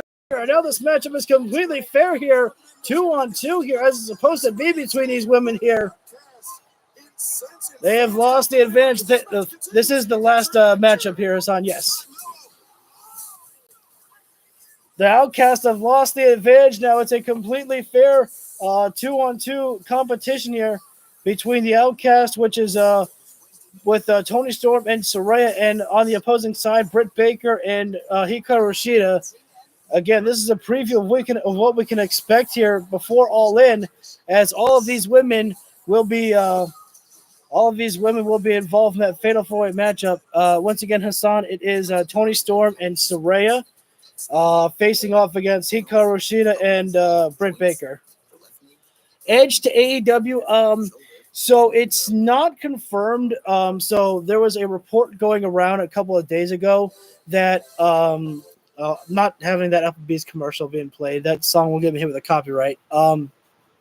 There was a rumor going around a couple of days ago or last week that Edge basically laid out a set of stipulations or demands from WWE, and that WWE didn't give into the demands. And so that's why Edge is not re-signing. But Edge posted on Twitter 2 days ago, I think, the fact that he said that, it wasn't anything of what WWE did, or we're still fine, everything's fine. I'm just, right now, I just, in Ed for Edge, he said, when I was in 2011, I was forced to retire. So it made it was hard, but I didn't have a choice of when to retire. Now it's kind of hard to decide when's the right time to go, is basically what Edge said. And so right now, Edge has doesn't have plans to re-sign. I believe his contract is coming up in Edge's contract is coming up in September at the end, I believe. But it's always a strong possibility that Christian could tell Edge, hey man, if you want to end your career anywhere, this is the best place to showcase the end of your wrestling skills here. Could be a possibility. To answer your question, the AEW, they put up a graphic. AEW put up a graphic for Bray Wyatt on Rampage. They can't really do any tributes other than that right now because Collision and Rampage was filmed after Dynamite because the wrestlers had to make their travel to the UK. And so I expect there to be a little bit more tributes being paid by the wrestlers at All In. They might do a 10-bell salute there at All In for Bray Wyatt. I don't know if they will, especially because, Bray didn't work there, but, no, that's fine. Yeah, honestly, I forgot about the wrestlers having to make the travel to UK. I was like, wait a second, how many shows got filmed after Dynamite? I was like, Jesus Christ. I was mostly surprised because on social media, after Dynamite, I didn't see a lot of, wrestling news sites, covering any spoilers about the show at all. And so I was like, wait a second, what the hell? Edge, yeah, definitely Edge has one last good rivalry in him. Honestly, I would love to see Edge and Christian in AEW with one last rivalry facing off against each other. I was on AEW television a little over a year ago in the crowd during Jungle Boy's entrance. Oh, that's awesome! Yeah, I was actually I've been caught on AEW television before when CM Punk and MJF had their promo. I can't remember what line it was, but I think it was the line when CM Punk said he's just a less famous Miz. I was like, yeah! You can see me on the crowd there. I like Jungle Boy's old theme. Very cool, yeah. Jungle Boy's old theme. God mercy for Donald Trump. That's not. Yeah, that's a discussion for something else. I liked Jack Perry's old theme as well, very much, but I do love his new theme. It's very just classical. It's so different from what you would expect from pro wrestling today. Hey, that's orchestra, and that's so interesting. And it shouldn't be interesting because Randy Savage, Ric Flair, they kind of had orchestra there, but a lot of people hating on Jungle Boy's heel character. No, honestly, I don't know why people would be hating on Jungle Boy's heel character. Jungle Boy's babyface character was starting to get really stale, and it was not working out for him. So I think that this is the best thing for Jack Perry because now I actually like Jack Perry. I don't like him, because I'm not supposed to, but I'm very entertained by what he's doing as a heel right now because it's working. And I think it's going to get him more comfortable on the microphone. Because Jack Perry's a good wrestler. But when it came to, talking on the mic, it wasn't for me. Sheeta right now is the legal woman in this matchup. Torture rack and fallaway slam there. Saraya coming in illegally there. Seeing that Tony Storm needed some assistance there, but it does not matter. There's suplex from Sheeta taking Saraya right down on top of Tony Storm right there. Thanks, guys. Thanks, everyone, for tuning in right now. And I'm very happy that I'm live streaming tonight because I didn't know if I was going to. Do I know if RVD is in AEW or that was a one-time thing? So far, that was a one-time thing. I'm going to need a lot of water after this 3-hour live stream because I did not come prepared tonight.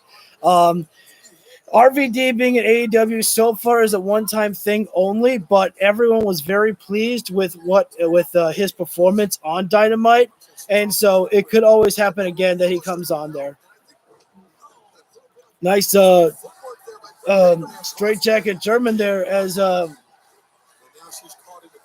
don't remember Britt Baker making the tag at all. I don't think Britt Baker's legal woman, but But then again, I've been going back and forth watching the stream and watching. Oh God, yeah. I mean, RVD had a little bit slow moments. Had a little bit of slow moments on his matchup with Jack Perry, but mostly it was very good. I mean, for RVD at his age, I mean, he is very good inside that ring. It's amazing. Just like Rey Mysterio. I mean, Mysterio, just how he can move inside the ring still is very incredible. And right now, the Outcast looking very, very good in this matchup here. Looking for a double power bomb. Double power bomb there. And Saraya into the cover there. Great coverage there by Toni Storm. She was trying to block it off there, but Sheeta had enough force to be able to push Toni Storm back to fall on top of the bodies right there. Super kick. Super kick. Every woman is down there. And this is exactly what the type of image that you are going to be witnessing at All In. As every woman is down here, this is again a preview of what we're going to witness at All In the Fatal 4-Way match tonight. It is tag team action here. As Sheeta is still the legal woman. Actually, no, I think Britt Baker is legal woman, and so is Saraya. And referee has lost complete control of this matchup. He is trying to get everyone back out of there, but right now, every woman is just slugging it out here. We got forearms. We've got slaps. Jesus. Oh, discus forearms. RVD moving like 50 is crazy. Especially, yeah, Sting is something else too. Sting, honestly, when I was very scared for Sting in the last match that he competed in, he was on the top of the ladder. He was on the top of pretty much the top of the ladder. Dived from the ring to the outside, to the tables, onto Jericho or Sammy Guevara. I can't remember which one. I was like, holy shit. Sting made that dive there. I was like, this motherfucker's crazy. I blame Darby Allin for Sting being Sting right now. Britt Baker's got the glove on right now. She's searching for the curb stomp there, but Saraya grabbed onto the referee right there. Oh, the spray can is coming in. Sheeta. Oh, no. Sheeta tried stopping the spray can there by Tony Storm. Super kick by Britt Baker once more. Oh, no. Sheeta. She didn't even know that she struck at Britt Baker there.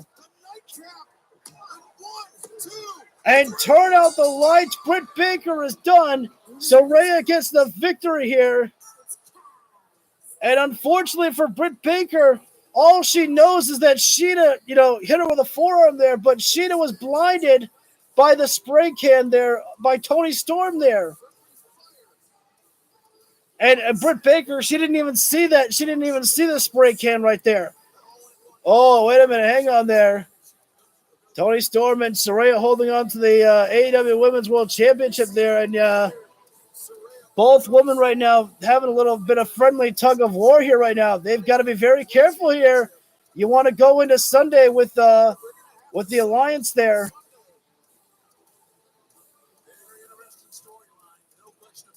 Oh, he has. Yes, Sting has brought back the Joker. Has brought back Joker Sting. That was surprisingly very nice of Britt Baker there. Britt Baker is she's not pissed off at Hikaru Shida at all. She realized that the Outcast will do whatever it takes to cheat, and so she realized that she got hit with the spray can there, and so she's not upset that she got hit with a forearm there. But yeah, so great. It was a very good pacing of the episode from Rampage. Again, the grade I would give for SmackDown does not matter, because that to me was not about. I never thought DMD or MJF would be good faces, but AEW proved me wrong big time. I know. I didn't ever want to see MJF as a babyface because he's so damn good. Because he's so damn good as a heel, but he has this rare ability to be just as good as a heel as he is as a face. It's like Chris Jericho said at a press conference. He said to the people, he's like, look, I told MJF this is like, man, when you turn face, you're going to be super over. And then Max was like, look, I don't want to be a face, Chris. He's like, it doesn't matter because the fans are going to determine what you are. And you're just going to have to roll with it. You're just going to have to roll with it.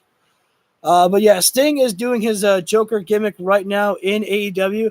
I mean, he just had Prince Nana. I think it was 2 weeks ago, trapped up in like a locker room with Sting there, and he was definitely being all jokered up there.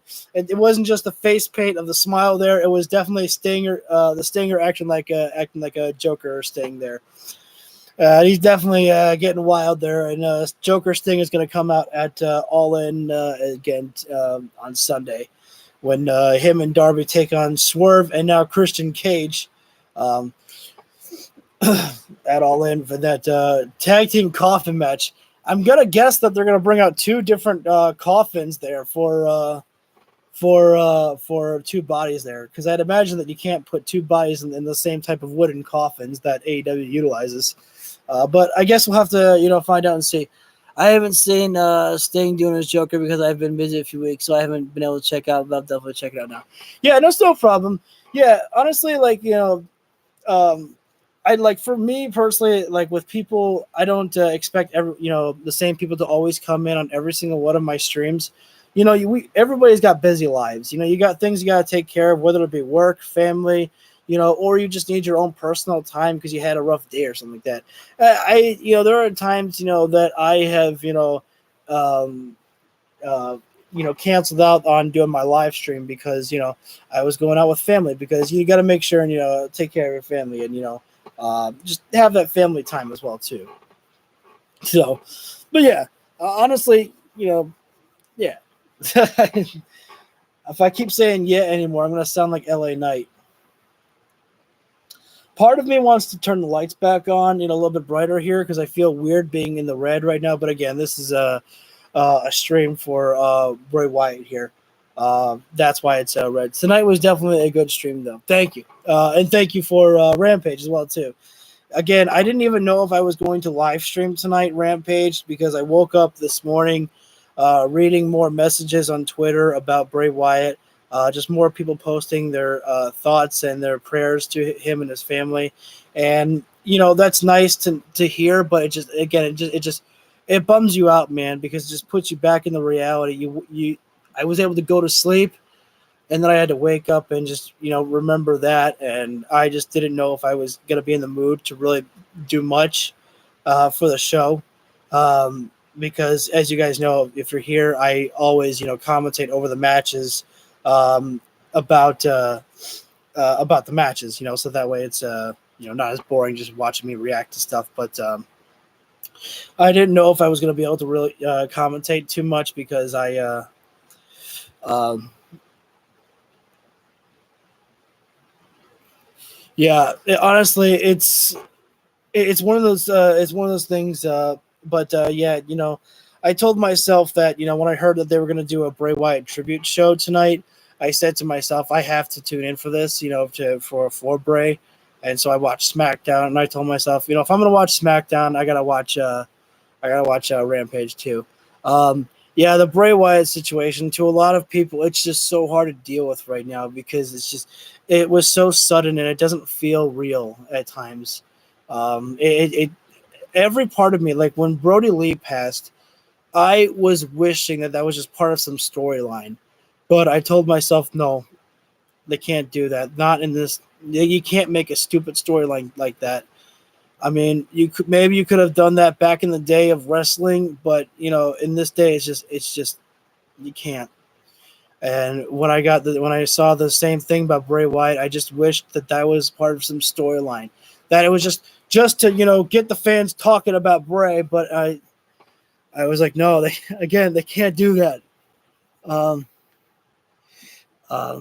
So as a 2004 baby, Bray was a big part of my teen years. Yeah, I did a video for Bray Wyatt yesterday, and I had two takes. The first time that I was doing a video for Bray Wyatt, I wasn't saying much because, again, I didn't know how to feel about it all. On my second take, I again was trying to talk, and I was upset, but I just, I didn't, really know how to feel a little bit. And the longer I stayed on camera and just I thought about his, family, and I cracked. I started crying on camera, and I can't fake, my emotions. I don't bullshit you guys here on my channel. I don't get fake happy. Everything about me is genuine and real on this channel here, and so I'm not that good of an actor. I can cut great promos, but I can't force myself to cry. But so yeah, yesterday was really tough, and I wasn't really able to get through the day for a long time when I got the news. Him and Brody are currently wrestling Terry fucking New Jack in a hardcore tag match in the sky. Oh hell yeah! Oh, that's so great. Look, and I'll be honest, I put this out on my Twitter this morning. I didn't really like hearing about Bray being up there with Brody, that Brody is welcoming him with open arms, because it was just still so sad for me to come to the realization that Bray Wyatt was gone, because I'm like, every part of me just wished that because I've been able to heal from Brody. It still is upsetting that he's not here, but you've grown to accept it. With Bray, it was it just sucked all the worse a lot, because Bray was starting to get better, and then it just one heart attack and it's over. Whereas Brody, unfortunately, Brody was not getting any better. I know they were talking about Bray Wyatt making a return weeks ago. That was swirling around on the internet, and then for this just to happen like all of a sudden, and it just came out of nowhere. And again, every part of you just question what are we witnessing? What part of reality is this? And it wasn't fair. And again, just I said on my Twitter yesterday, I said wrestling doesn't matter right now.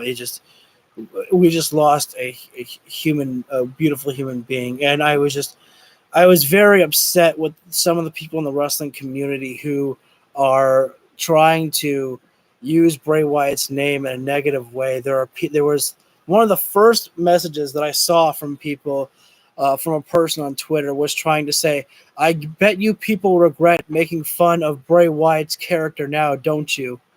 It's like, seriously? It's like, the man just died, and you want to add some negativity? I know that was just the scary thing about it, is how similar Bray Wyatt and Brody's situations were. I mean, Brody wrestles his match against Cody Rhodes in the dog collar match, and then after that, Brody is just gone, and then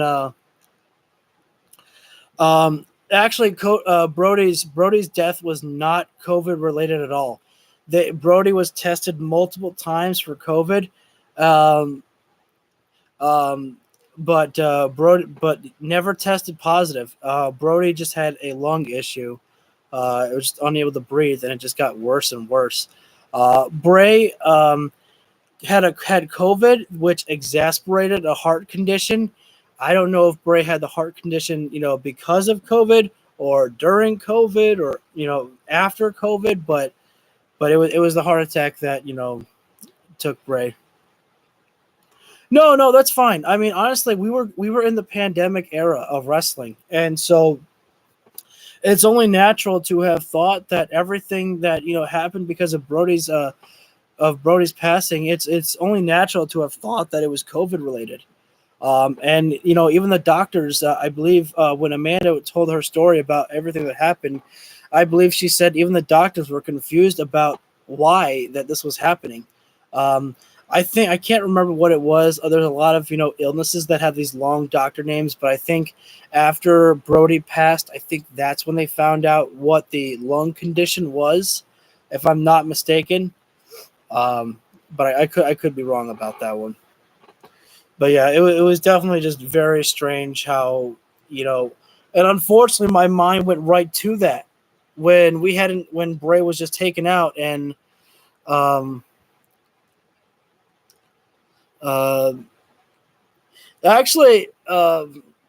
Bray was taken out, I was like, okay, it's injury, but dude, I'm telling you, I was predicting Brody. I was writing. There was something that they were doing with the Dark Order in the Nightmare Factory that was happening again. And I was like, yo, this is going to be the perfect time for Brody Lee to come back and get his revenge on Cody Rhodes. Oh, it's going to be great. And then I was watching Revolution. I believe it was 2020. And I was just like, this. I was just thinking about, man, I can't wait for Brody to come back. And I was just thinking about him. And I took my dog outside for a walk, and then I got the notification about Brody's passing at that moment. And I'm like, wait, what? I was just thinking about him. I was like, this can't be real. And yeah. But to answer you, D, MJF is actually trustworthy. Because remember this, Adam Cole said he will do whatever it takes to beat MJF, but MJF never said he was going to do whatever it takes to beat Adam Cole. Adam Cole is already signing himself up to rejoin his friends in the Kingdom, and MJF will be alone and have no friends whatsoever. All he will be is a scumbag to the fans, because he's not just a scumbag, he's our scumbag. And a devil. Or it would be pretty cool after the matchup when Adam Cole turns on MJF and wins the championship. He goes, Max, now I'm the devil himself. Yeah. Or maybe keep it, for MJF because, sympathy for the devil, When Brody passed, I was watching YouTube, and I used to watch BTE all the time. And it's Brody's videos on BT, very funny. Oh god, it's great. If you actually look up Being the Elite, Brody Lee, someone made a full like 30 to 40-minute compilation of all of Brody Lee's skits that he had on Being the Elite. I go back to watch that every now and again because it's just very fun, to be able to look back and smile on those moments.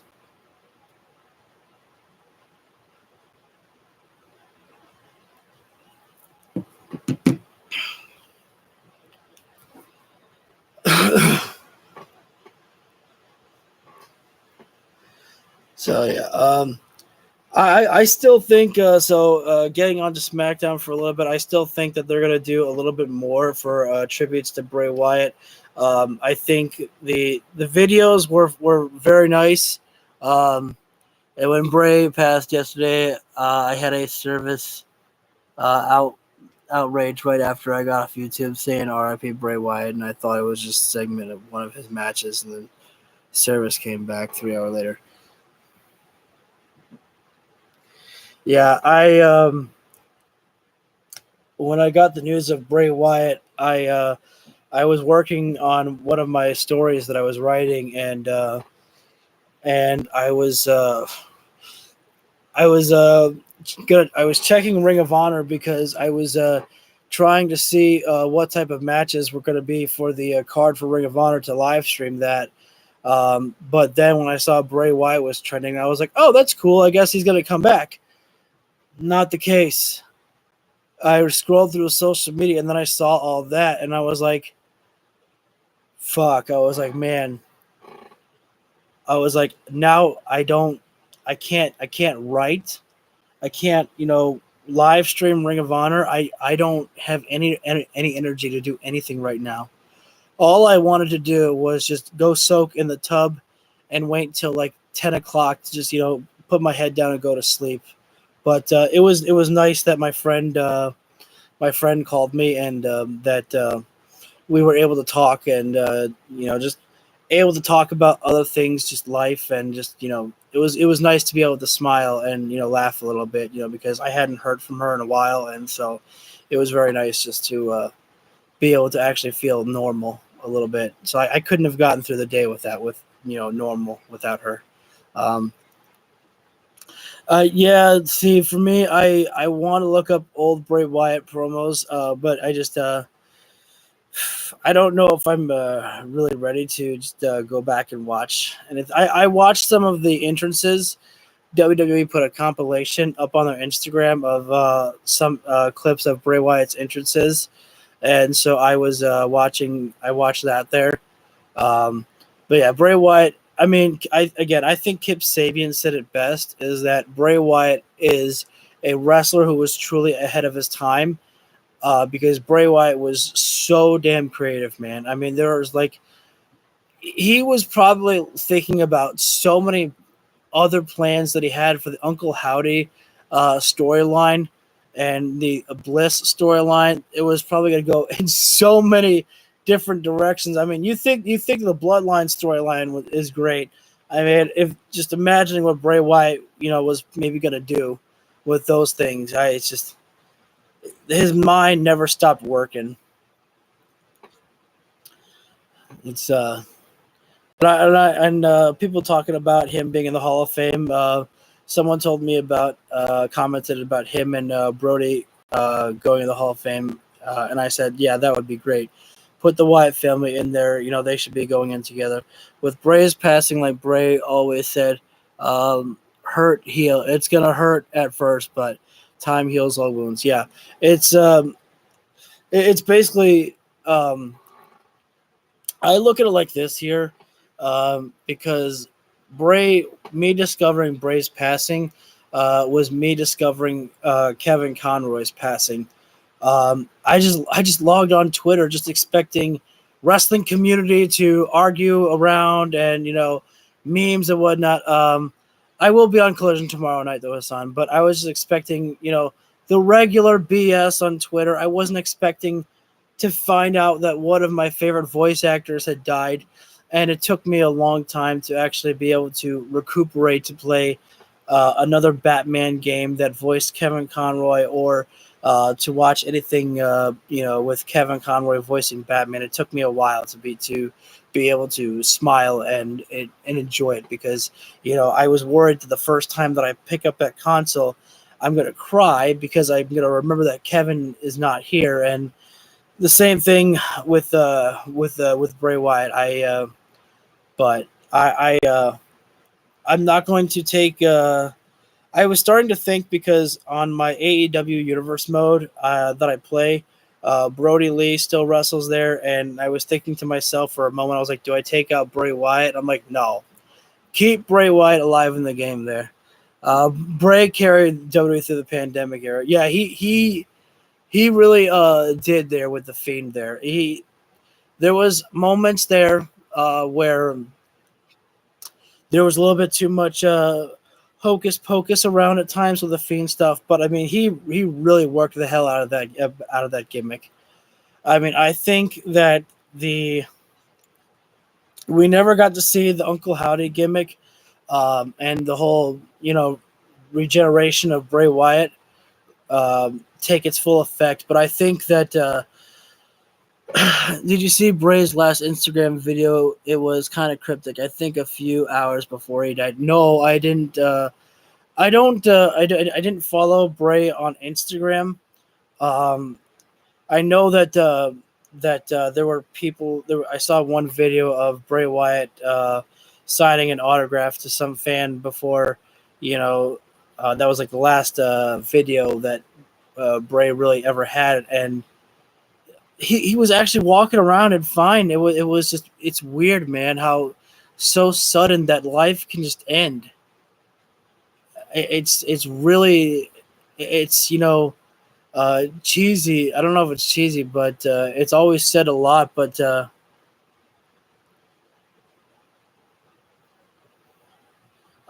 every day is a blessing that we get to live.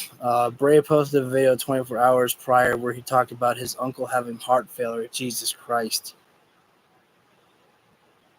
That is kind of eerie because, I'm pretty sure, Bray's not one to talk about himself, so he could have been using, his uncle as a way of saying about himself. I don't want to make assumptions, but that is quite eerie about that.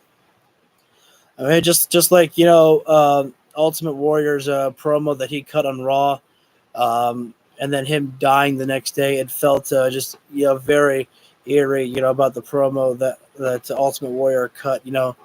Talking about the spirit of Ultimate Warrior running forever, and I don't really remember the entire promo, word from word. But I just remember it was very eerie, about it all.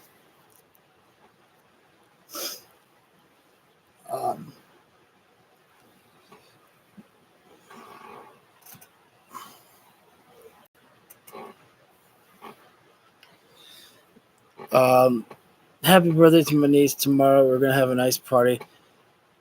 That's great, buddy.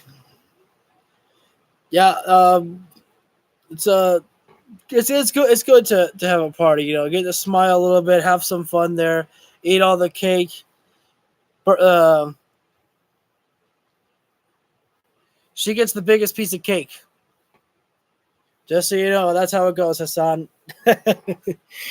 Seeing how a lot of wrestlers talk closely about dying too before they pass, it makes me think will they have some intuition before when our time comes. So honestly, that's and the ice cream too. Hell yeah! I love ice cream and cake, and one of my birthdays I had ice cream and cake. It was really freaking good. But yeah, I don't know. It could be, some people have that way about having intuition about things. I know that my one friend, she's told me about some powers that she has, that she's gotten a lot of things right. Although now I kind of can't remember what it is. But I don't know. I personally I hope I don't. I hope if that's real, I hope I don't have that intuition. But I guess, if you have that intuition of when you know that your time is coming, I guess it helps, get your affairs in order, and you get to make sure to, say what you want to say to your loved ones, because you only get one life to live, and so you want to make sure that you are telling everybody exactly, how you feel. Don't hold anything back. Make sure to tell the loved ones that you love them. Because one of my biggest regrets is I was going to visit my grandmother one day, and I was just going to go over to her house on the weekend, and I was passing by, I was passing close by her. I was only about 8 minutes away from driving to her house, but I said, I'm going to be there on the weekend. I'll see her later. And I didn't go because I was going to visit her over on the weekend, and I truly wish I went there that night. If I knew what I knew now, I would have been over there. Yeah, the new Fozzy album, Boombox. Every song is good. If you guys haven't heard the Fozzy album, I don't know if you're a fan of. I don't know if you guys are a fan of Fozzy, but every single song on there is very good. So we're just gonna keep staying on the live stream here. We got a lot of people still coming in. So anybody who wants to talk anything about Bray Wyatt or anything, what's that date night video on your channel? It's very it's very silly. So in the AEW video game, they have a mini game there, and where you can one of the mini games is you can play baseball. Not like, it's like a home run derby basically. And so I came up with the idea of Sammy Guevara and Ty Mello facing off against Adam Cole, Bebe, and Britt Baker in a game of baseball, and I was the commentator, just commentating over it all. So it was just something stupid I came up with, and I'm like, you know what? To hell with it. This will be fun. I don't even remember if my commentary was good or not. I just decided, you know what? This seems like a silly idea, but I'm all for it. What do you do universe mode on? So my universe mode is playing on WWE 2K19. That is taking the AEW roster, and there is no WWE. There's no Raw. There's no SmackDown, NXT. But most of the WWE rosters are in there with AEW. So it's in a way like Tony Khan bought out WWE. And so you get to mix your wrestlers with Roman Reigns taking on Malachi Black, or Roman Reigns and Kenny Omega. And you just get all these wrestlers coming in here. So we've had a lot of stories and views over there on the Universe mode, which has been very great. Not every episode of the Universe mode has been my favorite. There are some episodes where I completely got my ass kicked on the episode, and I kind of have some rage moments. My least favorite moment is when Chris Jericho beat Malachi Black for the World Championship, and I was like, "Fuck you, Chris Jericho! You weren't supposed to win, you goddamn asshole!" And so I had to because I had a major storyline that was happening with Malachi Black, and yeah, I book the House of Black better than Tony Khan does. Yeah, take that, Tony Khan. No, I'm just kidding. I love Tony, but I do have a lot of great ideas that I position for some of my favorite wrestlers, of course. There, I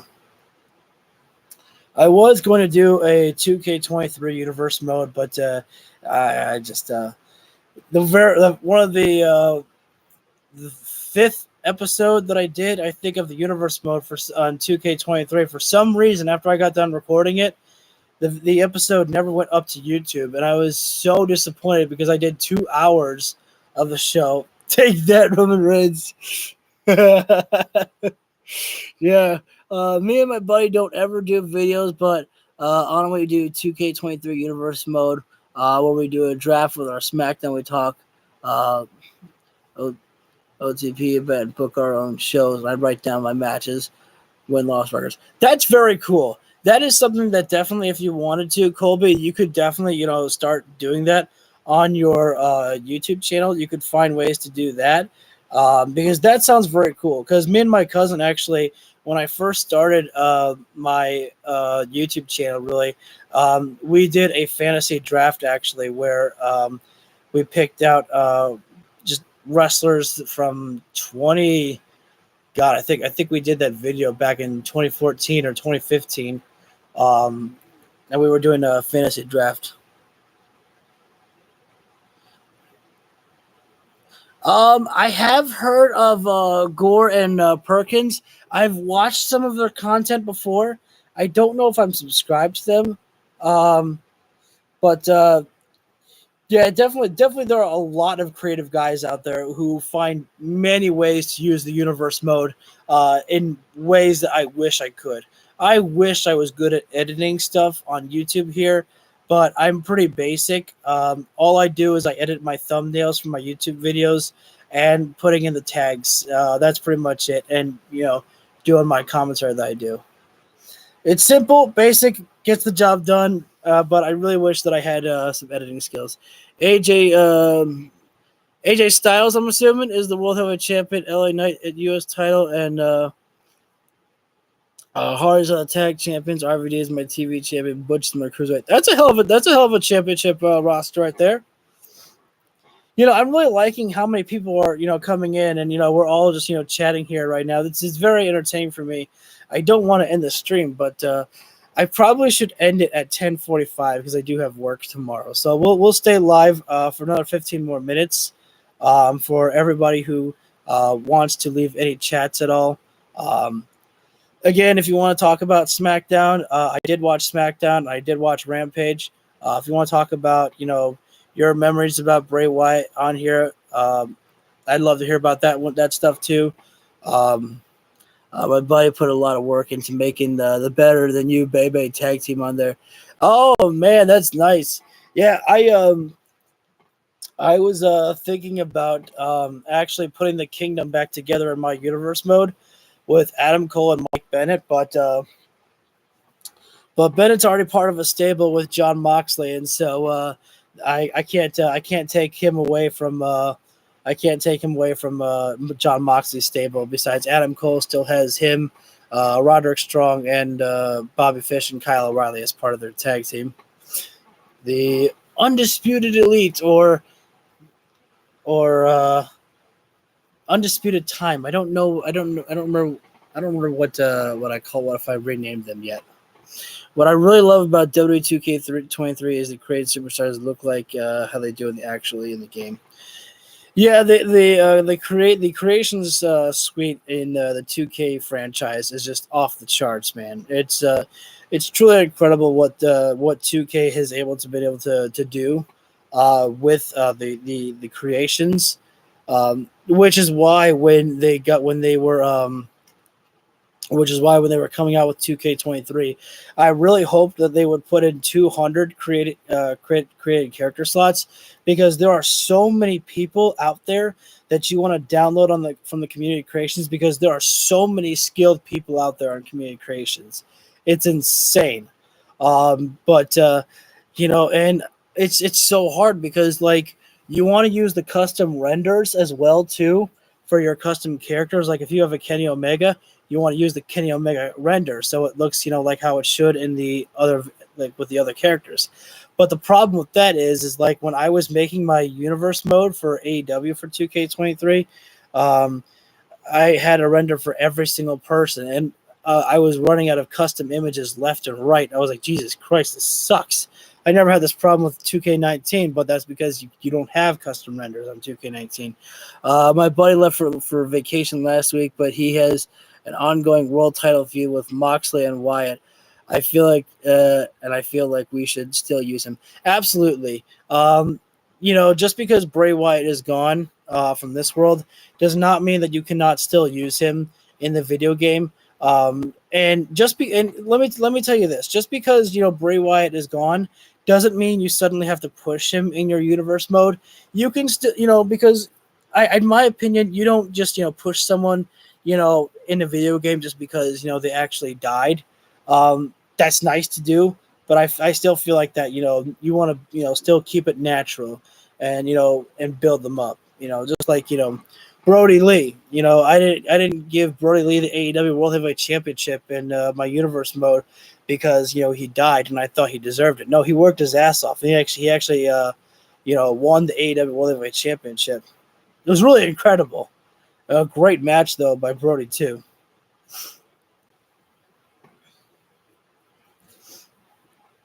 So, the hell? My dog must be dropping his bones. My dog's an idiot sometimes. He picks something up in his mouth and then he just drops it. We're coming up on SummerSlam, and I have a great main event world title match. AJ, who is 5-2, versus Cody, who is 6-2, and Dolph Ziggler won Money in the Bank. Oh, that's nice. Ziggler's Mr. Money in the Bank champion again. That's awesome. Actually, that was the first matchup that I started with when I was doing the 2K23 Universe mode, was Cody Rhodes and AJ Styles. That was the first match, and I was like, "What an introduction into the stream! Here we go."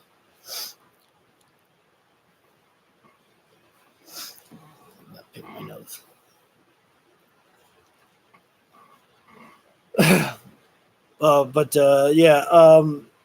I still think that they're going to do more things with Bray Wyatt tribute videos, and again, I don't know if there were wrestlers that didn't really want to talk about Bray right now, because for them, a lot of wrestlers, it still doesn't feel real that Bray Wyatt is gone, and so for them it might just be hard just to even talk about it.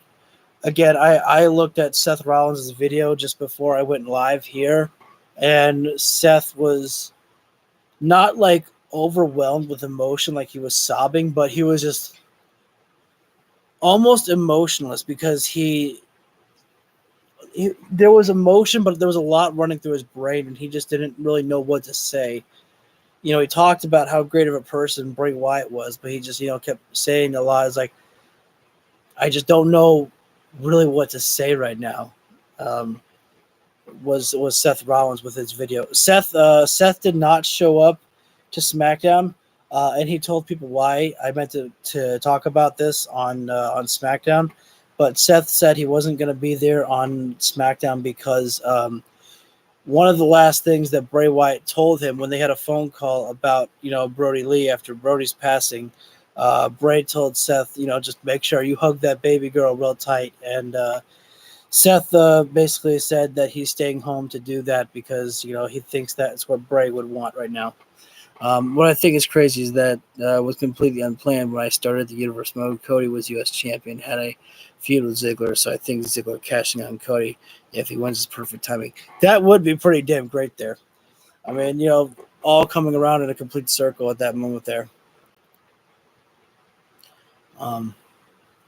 So yeah, we're still staying live right now for another 8 minutes here before I have to shut off the stream because I have to get up for work in the morning. But if you guys want to put anything in the chat at all about Bray Wyatt or what you thought about the show, I will still be here answering any of your questions or talking about any memories that you guys had that you want to talk about, or how you're feeling right now.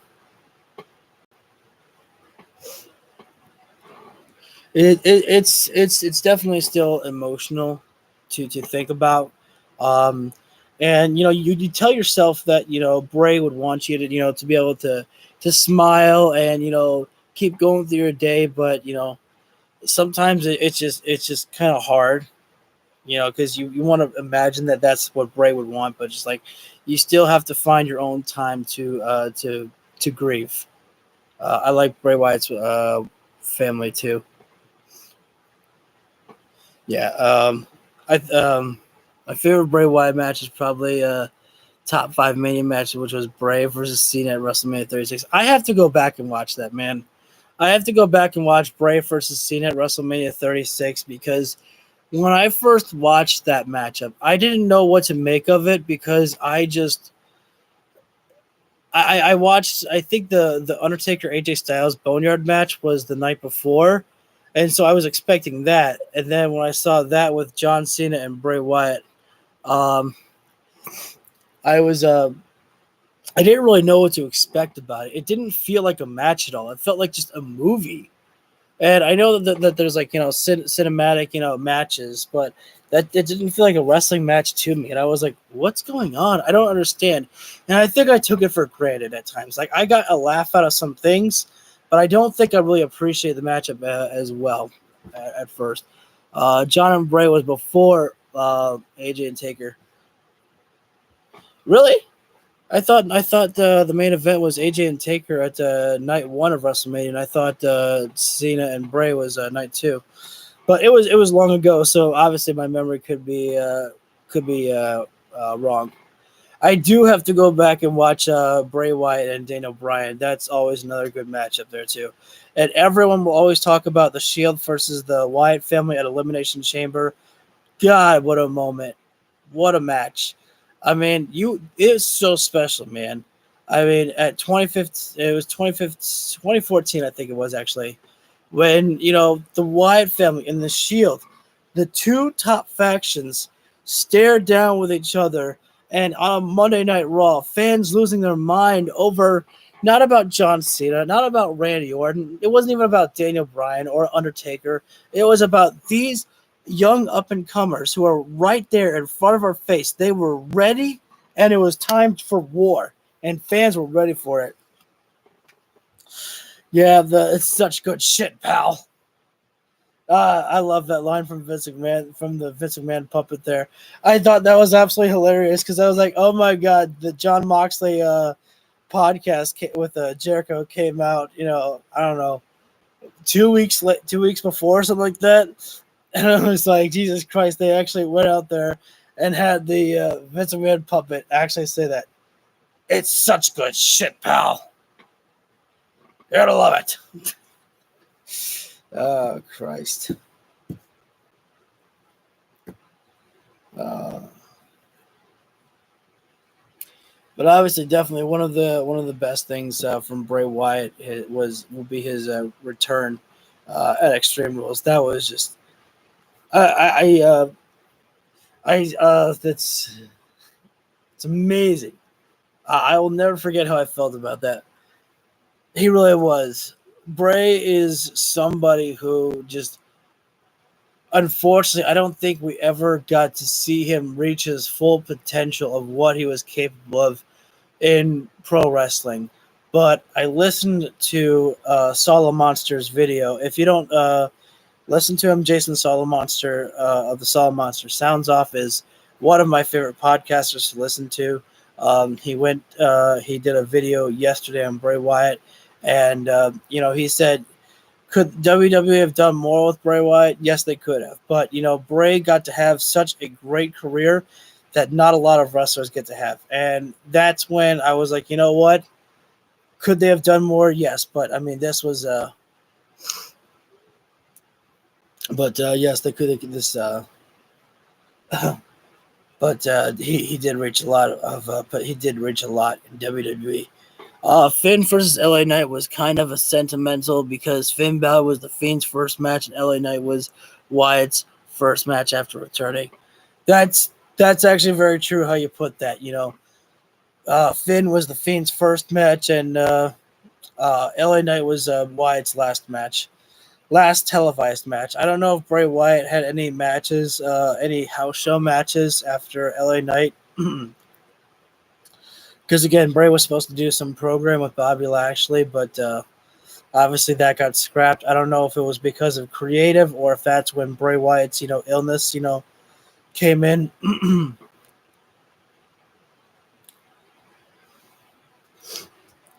Yeah. It's I feel bad that we keep talking about. I mean, I shouldn't feel bad that we keep talking about Bray Wyatt and not really talking about Terry Funk. But to me, unfortunately, Terry Funk isn't someone that I really love. That To the Muscle Man Dance was great. But to me, Terry Funk, unfortunately, I don't really know too much about Terry Funk. I didn't grow up with Terry Funk. Bray Wyatt was someone that I kind of grew up more watching, really, and so that's kind of why it hits him a little bit more. Also, because Terry Funk, got to live to a good age of 79, so he got to enjoy his career, and he got to enjoy his family, and he got to go out. He got to go out, at a good age. Bray Wyatt, didn't get to reach, his full retirement. He didn't get to reach, everything that maybe he wanted to do in WWE. And especially, he was taken, because of a heart attack. It's just and at the age of 36, it's not right. And so I think it's just why Bray, it's a little bit more, Terry was wrestling in his indies in his 70s, if I'm not mistaken. I think Terry Funk actually may have retired in his late 60s. But you could be right. Terry Funk was known for retiring, then coming back out of retirement. It was like an ongoing joke. But if the man was still wanting to wrestle, and if he wasn't, killing himself, he must have been doing something right to still have been able to keep coming back and staying healthy in there. But I don't remember ever hearing Terry Funk really get injured. When he came out of retirement, he was still being Terry Funk. But I wouldn't be surprised if Terry was still wrestling indies in his 70s. But I do recall, pretty much remember that Terry Funk actually did retire at the last time around, and stayed retired, I believe. I think I'll actually stay live for just 4 more minutes. I'll go an extra 4 more minutes around. Terry was ECW, so injuries don't phase him. Yeah, yeah. There's a reason RVD is still able to go on right now. It's not just about the marijuana, dude. Makes me feel good, but also I was hard ass motherfucking hardcore. Yeah, so it feels good to be able to just talk to you guys and actually be able to just smile, and all of us should be able to laugh a little bit here. So I like to think that we're I wish RVD and Riddle would have a smoke off. Ooh, I don't know. I think RVD would actually smoke Matt Riddle. That pun was definitely intended. I think it's been very nice for us all to be able to just to hang out here for a little bit, and just be able to just have some positivity a little bit, just to kind of talk.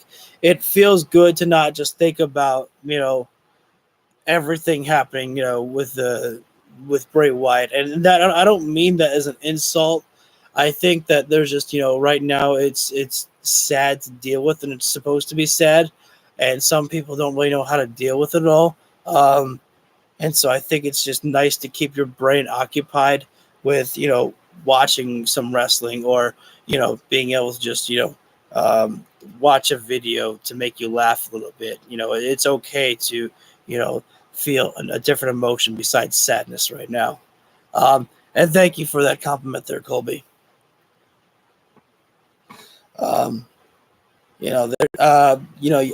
took a lot of time to grieve and mourn this morning and yesterday about Bray, and I'm still gonna continue to mourn and grieve. Again, one more time, if you are not aware of this, WWE shop, all of the Bray Wyatt money, the money that you spend, purchasing anything related to Bray Wyatt, all the proceeds are going to Bray's family. I bought a plaque off the shop there, and so when it arrives, Bray Wyatt's going on the back wall here, so he will be a part of our live stream wall moving forward. I know you can't really see it right now, but we got Shield art up there, me and Christian Cage up there. I feel like Bo Dallas should reinvent himself into a character close to Bray Wyatt as a honoring his late great brother. See, as nice as that sounds, I feel like that the best thing to do is just to let Bray Wyatt's gimmick, kind of be Bray Wyatt's gimmick. That's why, when, a lot of us may have wanted, the Wyatt family reunion with like Eric Rowan, Braun Strowman, and, Alexa Bliss and other people, involved in there for like that whole Wyatt 6 thing. That would have been great and cool, but Bray didn't want to do anything like that because he felt that it would be a little bit disrespectful to Brody Lee, Luke Harper, because he wouldn't be there as part of that Wyatt family. And as much as I wanted a Wyatt family reunion, I definitely understand Bray's perspective on that, wanting to leave it alone there. So I feel like that my one friend asked me, if Joe Gacy should be like, moved up to the main roster to be the, next, like Bray Wyatt figure. And I'm like, no, I'm like, Bray, let Bray be Bray. Bo Dallas can be a crazy conspiracy nut because Bo is a very interesting character by himself. If you've ever heard Chris Jericho talk about Bo Dallas before, the Wyatt family over the years was Bray, Harper, Rowan, Braun, Danielson, Randy, and Bliss. Does Bliss count though? I don't, because that was just like a pairing of her and Bray. There was no, but you know what? Yeah, we're gonna put we'll put bite my own tongue. We'll put Bliss in there. Yeah, that makes sense there. It's a whole, Wyatt family tea party over there. Everyone getting involved, and Harper will be like, Randy shouldn't be here. He burned down our house. Forgive and forget, my brother.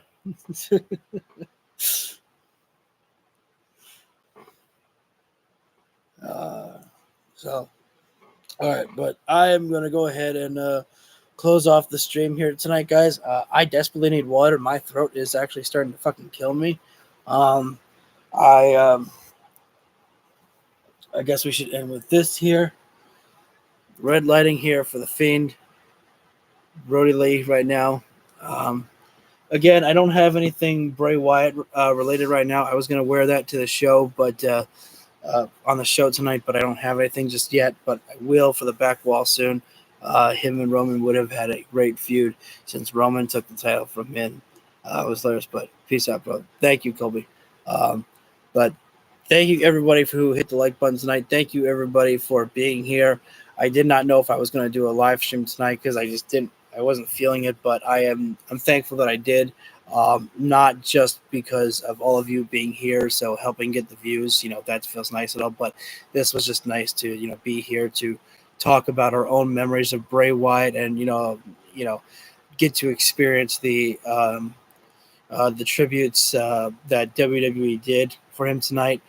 There wasn't much, but it was still very nice to see. I think that they're going to do more tributes to Bray Wyatt though, because I generally think that there's going to be more because, Bray Wyatt's, passing was so sudden.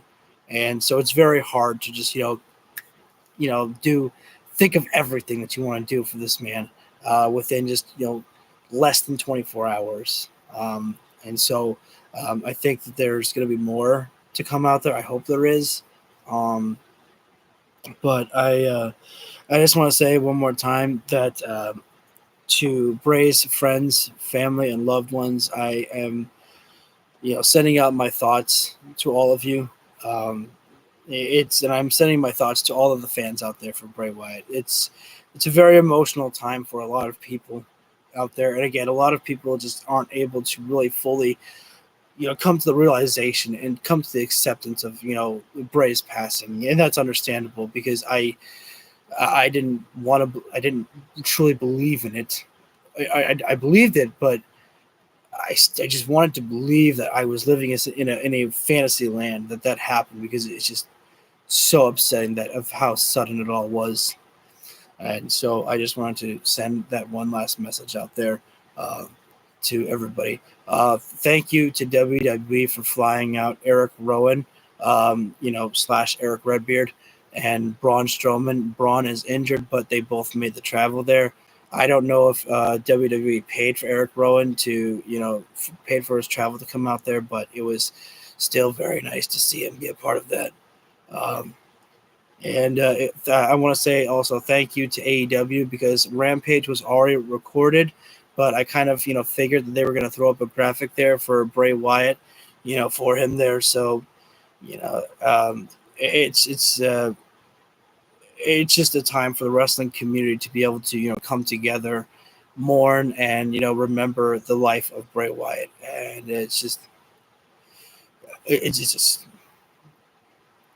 so very sad still about him leaving behind his family. It just sucks, but I've said that multiple times. And Colby has said it best: enjoy the time that you have with your loved ones. Trust me, guys, you don't know when the people that you love will leave.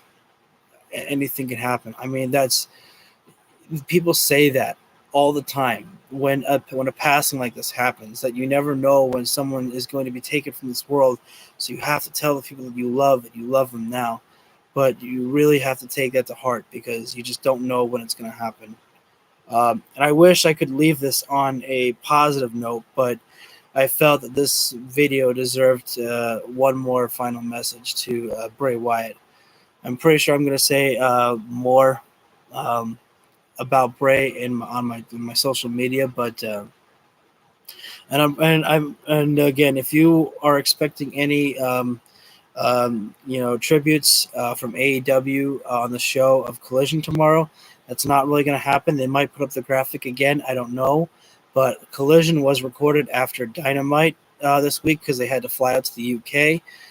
So if there's going to be any tributes at all, then it'll probably be at All In. So that's going to be pretty freaking great if they do any tributes for Bray Wyatt at All In, because you're going to have 80,000 people there screaming at the top of their lungs for Bray Wyatt, and that's going to be a hell of a sight to see there.